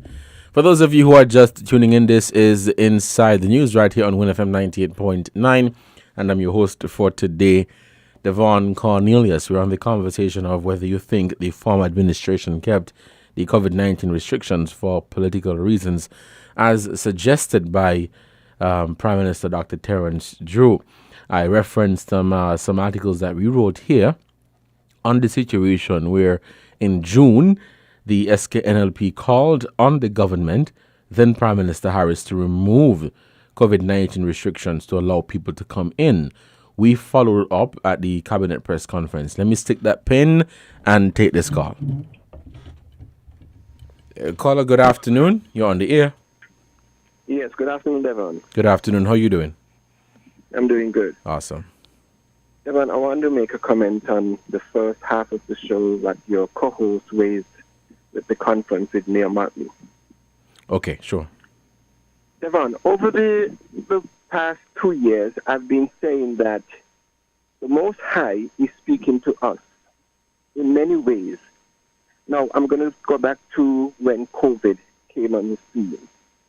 We saw what took place with our students in China, and most recently in this war with Russia and Ukraine, we saw what taken place with our students at the borders in Ukraine. You see, we have to start to begin to interpret signs and happenings. And for me, I have said that the Most High is telling us that we don't have to be in Babylon to get educated. Because before, we had everything, Devon. We had trade, we had economics, we had culture, tradition, spirituality, and we were a thriving people. Now, there are parts in the scripture that says, as it was in the beginning, so shall it be in the end. We are the most insulted people on the planet. I'm talking about the black, melanated human race. We are insulted everywhere, even in our own country, by our common enemy. Make no mistake about that, because we do have a common enemy. Now, here we have Mia Motley, and I hope our Prime Minister-elect would have some feedback to share with us when he returns. I don't know if he's back on the Federation. But we have to we have to bridge the gap, Devon. Decades ago, for us to go to anyone who wanted to go to the continent, we have to go 13 miles to reach the continent. I mean, we saw how they print the map of Africa to lie to us by telling us that we have to go to Europe and America. That long journey, because they don't want us to make connections. They don't want us to make connections, Devon. Now, today, America is in Africa. All the superpowers are in Africa. And they paint Africa as a dark continent. If it is so dark, why are they there? We need to wake up, Devon. The whole world needs Africa. Africa don't need them. Now let us look at what they're doing with Russia, with all the sanctioning on Russia. Does Putin care? We have to ask ourselves, well, why Putin don't care? Because Russia can sustain itself. Now here the whole world is feeding out of Africa. But yet they don't want the Africans to liberate themselves. Devon, this is, I can't find the words. I just can't find the words to describe us. Now let us hope that we can get results. And let us look within ourselves, Devon, because again, our common enemy divided us. They have no interest in our unity. You know, they know us so well, and they are afraid of us. That is why we are divided by them, and it has worked for them. It has worked for them. So let us now start to unite. We have to unite, Devon. Let us unite and know our history. They know it. That's why they don't want us to unite. Thank you for hearing me. All right, and thank you for your contribution to this program. It is at 12:57, and you're listening to FM 98.9. This is Inside the News, and I'm your host for today, Devon Cornelius. For those of you who are just joining the program, thank you so much for doing so. We're also live on social media, so check us out on Facebook and YouTube. Let's head back to the phone lines. We have a caller.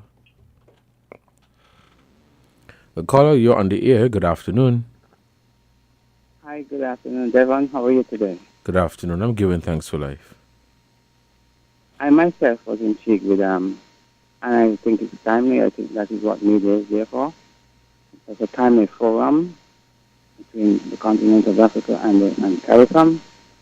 And a few things struck me when Ms. Motley made her speech.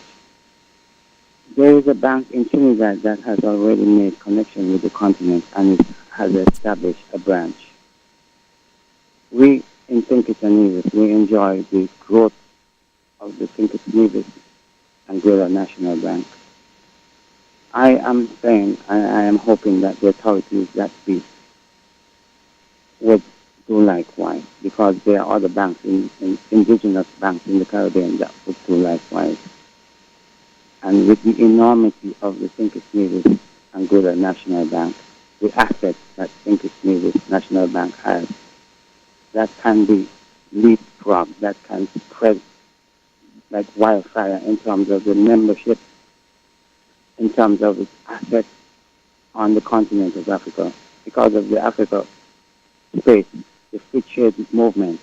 And this is what we have been talking about for the past years. I'm not going to put a figure on the years that we have been advocating for such. And it is time now, because It seems like the rest of the Caribbean is on board. I can always talk from my space here and think it's a Nevis. But it seems like Kittians and Nativians, our heads are in the sand like the proverbial ostrich. Well, it is time that we take our heads out of the sand. Also, the signing on of the CARICOM leaders to that Africa Bank. It's a bank in Africa that allows for small businesses to get an impetus in terms of the interjection in the finances to start businesses. These are the things that we are talking about. Another thing struck me is that the gap between the waters of the Atlantic, instead of going north, we're not going to go north anymore. We were taken for a ride for too long. We're going across the Atlantic, 2.5 hours, with airlines being set up on both sides to accommodate us. I shall speak some more about it in another time. Thanks for listening. All right, thank you, caller. It is 1 o'clock here in the studios of 1FM 98.9. We'll take a break, and when we come back, we'll continue inside the news. Let's hit this break, and we'll be right back. We're different. We're 98.9. 98.9. Win FM. Everybody beware, you better prepare. Disaster can happen anytime, anywhere. Everybody beware, you better prepare. Disaster can happen anytime. There are basic steps you can take to prepare for hurricane season. When seeking public shelter, pet owners should make plans to ensure your pet's safety. Emergency shelters cannot accept them due to safety and sanitation requirements. For tips on how to secure your pets, please contact the National Emergency Management Agency at 466-5100 or by visiting NEMA.kn. From danger to safety, NEMA's there for you. I am Jamelia Henry. Everybody beware, you better prepare. Disaster can happen anytime, anywhere. Everybody. You found the sound 98.9.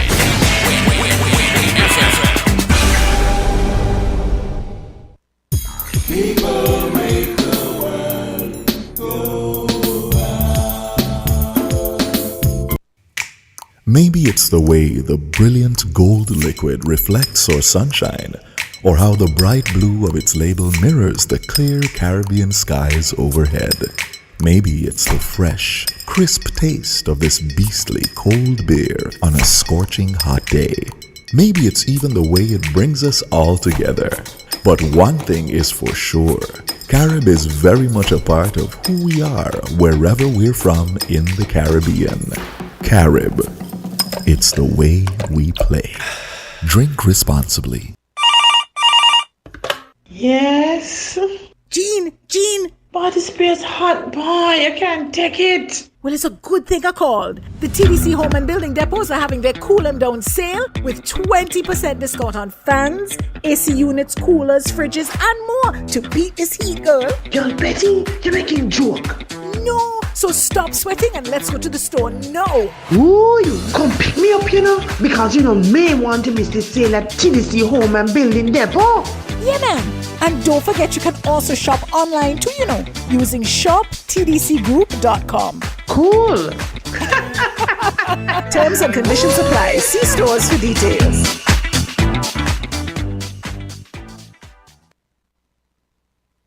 People make the world go round.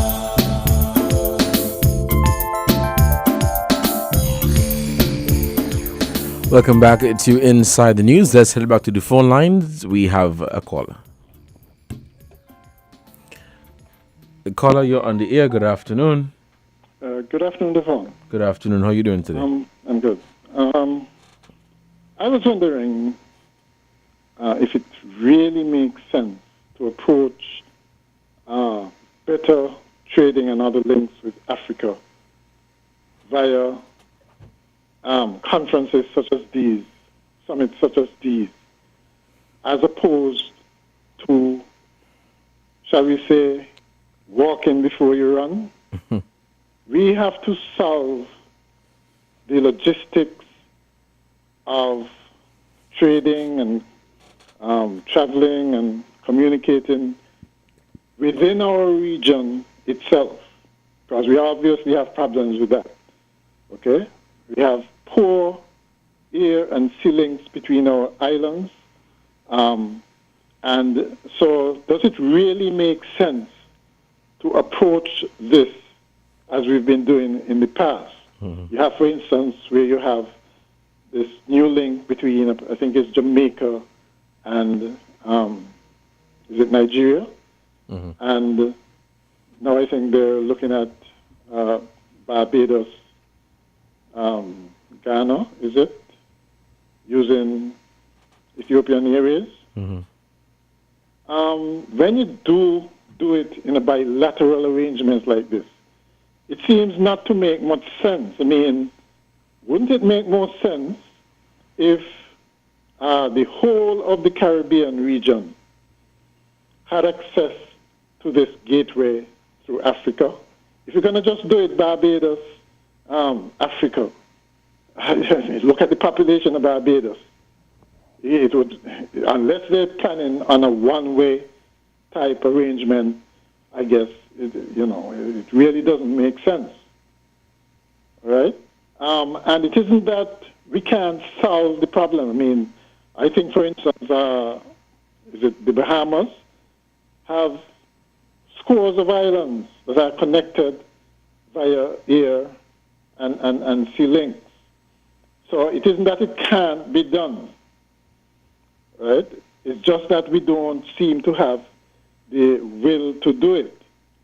Or everybody is looking outwards, and usually outwards meaning upwards to North America or Europe, rather than looking at intra-regional travel, okay, and intra-regional links. So I'm saying that if we get that right, then we can expand to more distant places, okay? It would seem to make more sense, for instance, to have that Jamaica-Africa route. Jamaica is west of us, right? I mean, this is an ideal place to stop, collect more passengers, probably even from the southern islands, and then proceed across the Atlantic to Africa, right? But, I mean, these things, I agree, would need looking into, and yes, summits can help in that regard, but I really do think we should not put the cat before the horse. We should look at perfecting our regional systems. Not even perfecting, because right now they're in shambles. So it's a matter of rebuilding our regional links first, and then we expand outwards. I think that's the better way to go. I mean, if they can attract an investor who's prepared to invest in regional transportation, that would be just great. Okay, but I'm not sure that this way of going about it is the correct way, right? There are a lot of hurdles to be overcome, a lot of red tape between the islands that would have to be lifted before I think something like this can happen. Right. But it's a worthwhile goal. It's just that in terms of achieving it, it's more easily said than done, put it that way. Okay? With regards to the COVID protocols, there is, you have this feeling that they were, in fact, maintained for this long because of political reasons. I maintain that it's one of the most difficult things to do, two of them actually. One is getting people weaned off of something they regard themselves as entitled to, entitlement. And the second one is getting people who have the power to devolve that power, to give up that power. And the task force, as well as the political establishment, had all this power wielding under the guise of COVID protection, so that even when the most dangerous phases were passed, these things were maintained, and shall we say, they seemed reluctant to get rid of them, even though they were, in fact, stifling our economy. Right. Right? And there was a real big inconvenience to travelers, both nationals and tourists alike. And so, and what didn't help too was the fact that there was this perception that there were political operatives on the task force, okay? Some reputedly involved in campaigns. And so there was for sure, the distinct impression given that there were political motives behind this. But unfortunately, that I think is behind us. And as long as we haven't seen, I think all of us were kind of apprehensive at first, wondering if we're having all these events, if there was going to be an outbreak of something. So far, that has not happened, thankfully. And so I think that in itself basically shows that we were perhaps overcautious in our approach to these protocols. Okay, and it's good that they're now lifted. What would you say? All we need to do now, I think, is make sure that these protocols are put on a shelf somewhere and still be refined just in case they are needed in the future. We can reintroduce them quickly, and the experience definitely should teach us something about how to deal with things like pandemic. But it's good that they're behind us, I think. But what is your take on I referenced an article here where the CMO said this was in July that the lifting of the protocols it wasn't wise to lift it then. My question basically is, well, I guess this is more so a question for a medical official or someone who's been on the front line with COVID-19. But I think this is the question that most people have, is that really and truly, holding on to the protocols in July, June, early up in the year, was it really because of scientific data, considering that you had close countries, close neighboring islands that had already, lifted their protocols? Right. There was that evidence, as well as the fact that we were one of the most highly vaccinated countries in the region. Okay? So if anybody could have taken a risk, if a risk was involved in opening back up, it would have been us. Okay? And the mere fact that that in itself seemed to have been ignored was unfortunate. Right? Just like how we watched as other neighboring countries contracted it, and we were one of the last to close our borders, okay, because we had no cases here, if you recall the start of this thing, all right? But we saw it happening in neighboring islands, okay? And maybe we thought we would be immune to it or something, but we did not close our borders until it was, we were certainly one of the last to close our borders when we should have been taking our cue from what was happening in the other islands. Okay, but we were lucky, got away with it, and subsequently, now I think having been proved that vaccinations does in fact build up resistance to this thing called COVID, then having gotten to the point we are so highly vaccinated, we should have been a bit more proactive in opening up, relaxing the protocols first, okay, and then reopening to all and sundry, It's a fact. Once we decided, and we decided it seemed pretty early, that we are going to have to live with COVID, then there was no real reason why we shouldn't do what we say, and the actions and protocols that we adopt would not be consistent with that policy of living with COVID. Right? So yes, I'm one who feels that part of this was all political, related to the reluctance to give up this control and power that you had, because obviously it had consequences, for instance, in the 2020 elections, and there may have been the thinking that, well, if it worked in 2020, why can't it work in 2022? Okay? I think that was a miscalculation. But anyhow, we are where we are. Right.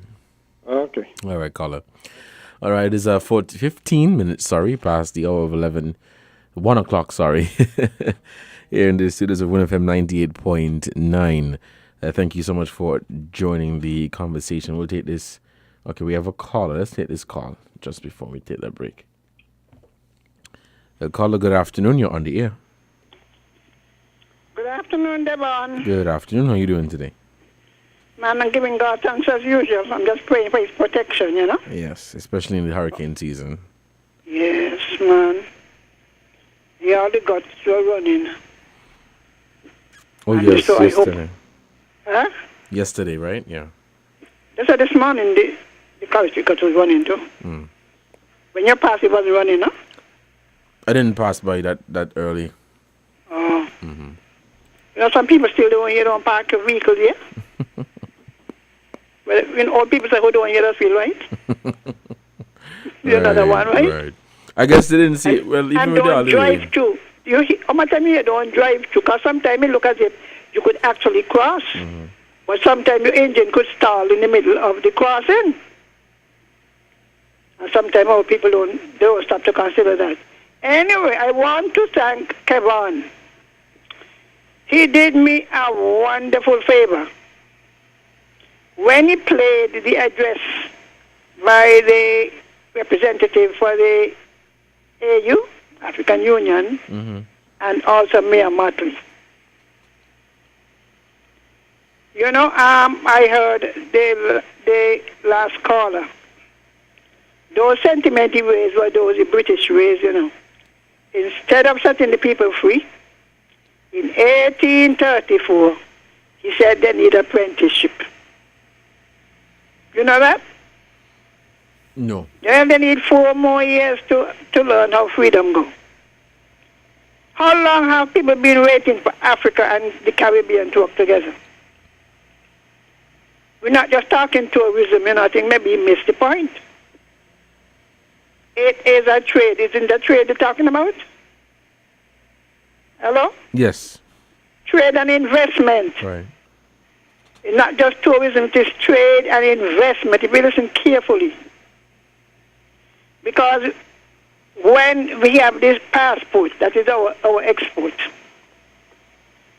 all the threat we're getting from Europe and so, Africa is open business. And it's time enough for black people to appreciate themselves. So when we have this weak argument about you are the first picks, the Caribbean airlines, they don't have the capacity to fly to Africa. I don't know if you know, years ago, JACTA, what we call Royal St. Kitts, Yeah. they used to do back-to-back tours, you know. Whenever the plane comes in, whether Friday, whatever, whichever day, Mm-hmm. it brings in one set and it carries another set. So you don't have to think that, oh, the planes are going back empty. There are many people in the Caribbean who want to see Africa. And if that is going to be the way, and the investment, I was pleased to hear that Trinidad has a Republic Bank in Ghana. I never knew that. Did you? No, I did not. I did not know. These are avenues, because since they're giving us all kind of a stipulation and things. We move our money to Africa. We do business there. And they promised to have the Export-Import Bank. They promised to bring down one from Africa. That is something because it is hard to get money to borrow. I heard, I think it was him talking about Ghana and another country. I think it's Greece, he said, who had the same financial factors or variables. And when they go to borrow on the world market, Ghana has to pay a very high rate of interest, higher than Greece. And it has to do with the capital back in. So if the Caribbean countries got money down here, could join with the Africa's money. We got to get this thing out of our heads. And what pleased me is that the young people in Africa and the Caribbean are interested. So the young people in Africa, open doors. We have people who do they're going to do, what you call them now? The young people who make these, the name slip me. Down the university, down at the technical college. Mm-hmm. Right, the AVIC school you're talking about? Huh? At AVIC you're talking about? No, down at the CFBC. Oh, CFBC, They make the things I'm not flying them and give me the name. I'm not sure you're talking about. All right, it will come to me. Yeah. Because they're supposed to go to some place to represent the country. Anyway. Oh, so you're talking about the Robotics Association. Robotics. Thank you very much. Yes. I mean, all people we hear robotics nowadays. Why is being fought using robots? Robotics. The same thing you think is a plane, they drop some bomb. Nobody in it. Agriculture, the other day they had a forum, they're talking about the youths taking a new part in agriculture. Now our young people in Cinco have started working on robots. They have the Robotic Association of the Caribbean. They're the first country in the Caribbean. Now you want a larger market. You see what I'm talking about? We have young people down here who do all sorts of things on the internet and so. Mm-hmm. But our market is small. So we have got to look forward with anticipation. And forget them all time thinking, we got to go make the donkey cart before you make the car. You'll never progress that way. And this thing about, on your lunchtime news, did you hear about the COVID things in St. Lucia, right? Not sure. I think it's St. Lucia. Okay. The children going back to school. They have to put on mask if they have assembly. You have to put on masks, I think, on the buses, something like that. If you can come in, but if you are positive, you have to wear a mask. Mm-hmm. Now, this argument that Doctor, you made it a weak argument. I'll tell you why it is weak. With all the restrictions, they managed to bring in the most people. With all of the restrictions, they managed to bring in the most voters from overseas, which enabled them to win the election. So they did not lose. Now, if they had lost, it would make sense, to me. If they had lost, it would make sense. But if having these things, as you say, and you still manage, will it work for you? It worked for you. And the election is now gone, so I don't even understand what the discussion is about. I don't understand. You still cannot go to the U.S. without being vaccinated. Isn't that so? I am not certain. Yeah, I think that's why you can go U.S. and you can go UK without being double vaccinated. And this long argument we just have. In Biden said all federal workers must be vaccinated or they lose a job. You know how many hundreds, maybe thousands in the army was affected? You know about that? Yeah, I heard about that. Yeah, I think some of them now trying to get back in. They're trying to sort out how can they get back in. So sometimes when our argument is because we look small, how the do news you- come on the TV, you know, and the radio, we don't hear it. No, we know that here in Cinco We don't and listen to the Nevis, news. we know that here in Cinco and Nevis, that was the case where certain employers were asking employees to be vaccinated, and now that things have lifted, do you think it was let me not say a wise decision, but do you think that it was well thought out by asking? Put it this way: when you're looking from behind, different from when you're looking in front, eh? Mm-hmm. You know that, right? Mm-hmm. People are looking at the possibility of their business or enterprise having to close because of being infected by a person. Now, what they should have done, I think some of them were given the option of taking tests, isn't that so? Yeah, you had the option to take a test, but you Yes, had to yes. pay. You had to pay for it. Yes, it is not. You just go home. You know, I mean, it would have been hard on some people because I thought they used to test for free, $250 and so for a test. You know, so when we speak and sometimes we don't listen to the news. All across the Caribbean it was done, and to try to degrade or denigrate the work of the COVID, what do you call it, the task force. I think it's ridiculous. You never know what you will do until it comes. Let us say it happened again. What are we going to say? Nothing must happen? Nothing must happen? It's unfortunate. But remember that people made a choice. Every time I say that, people get vexed. All right. The choice, you know, in Cuba, well, don't even talk about China. When China says stay inside, they mean stay inside. In Cuba, they drive up to your door and they give it to you. And these are the countries that our people just exalt, you know. Nobody here was forced to get none. You either agreed or you disagreed. All right. Well, that's your view on it. I disagree. No, I'm asking you. Was anybody here forced to take it? Of course. You know that. No, I asked you. Who was forced to take it? We only have 4 minutes left, but you're well aware that people were forced. You're well aware. You are well aware that people were forced. You had to make a choice. No. I think you know what force mean, and I know what force mean. But people were forced. It's not a matter of whether you had a choice, yes or not. But people were placed into difficult positions, and they lost their jobs, they lost their homes, they couldn't feed their children. It was difficult. Right. If So they were forced. if your woman got children, hope to feed.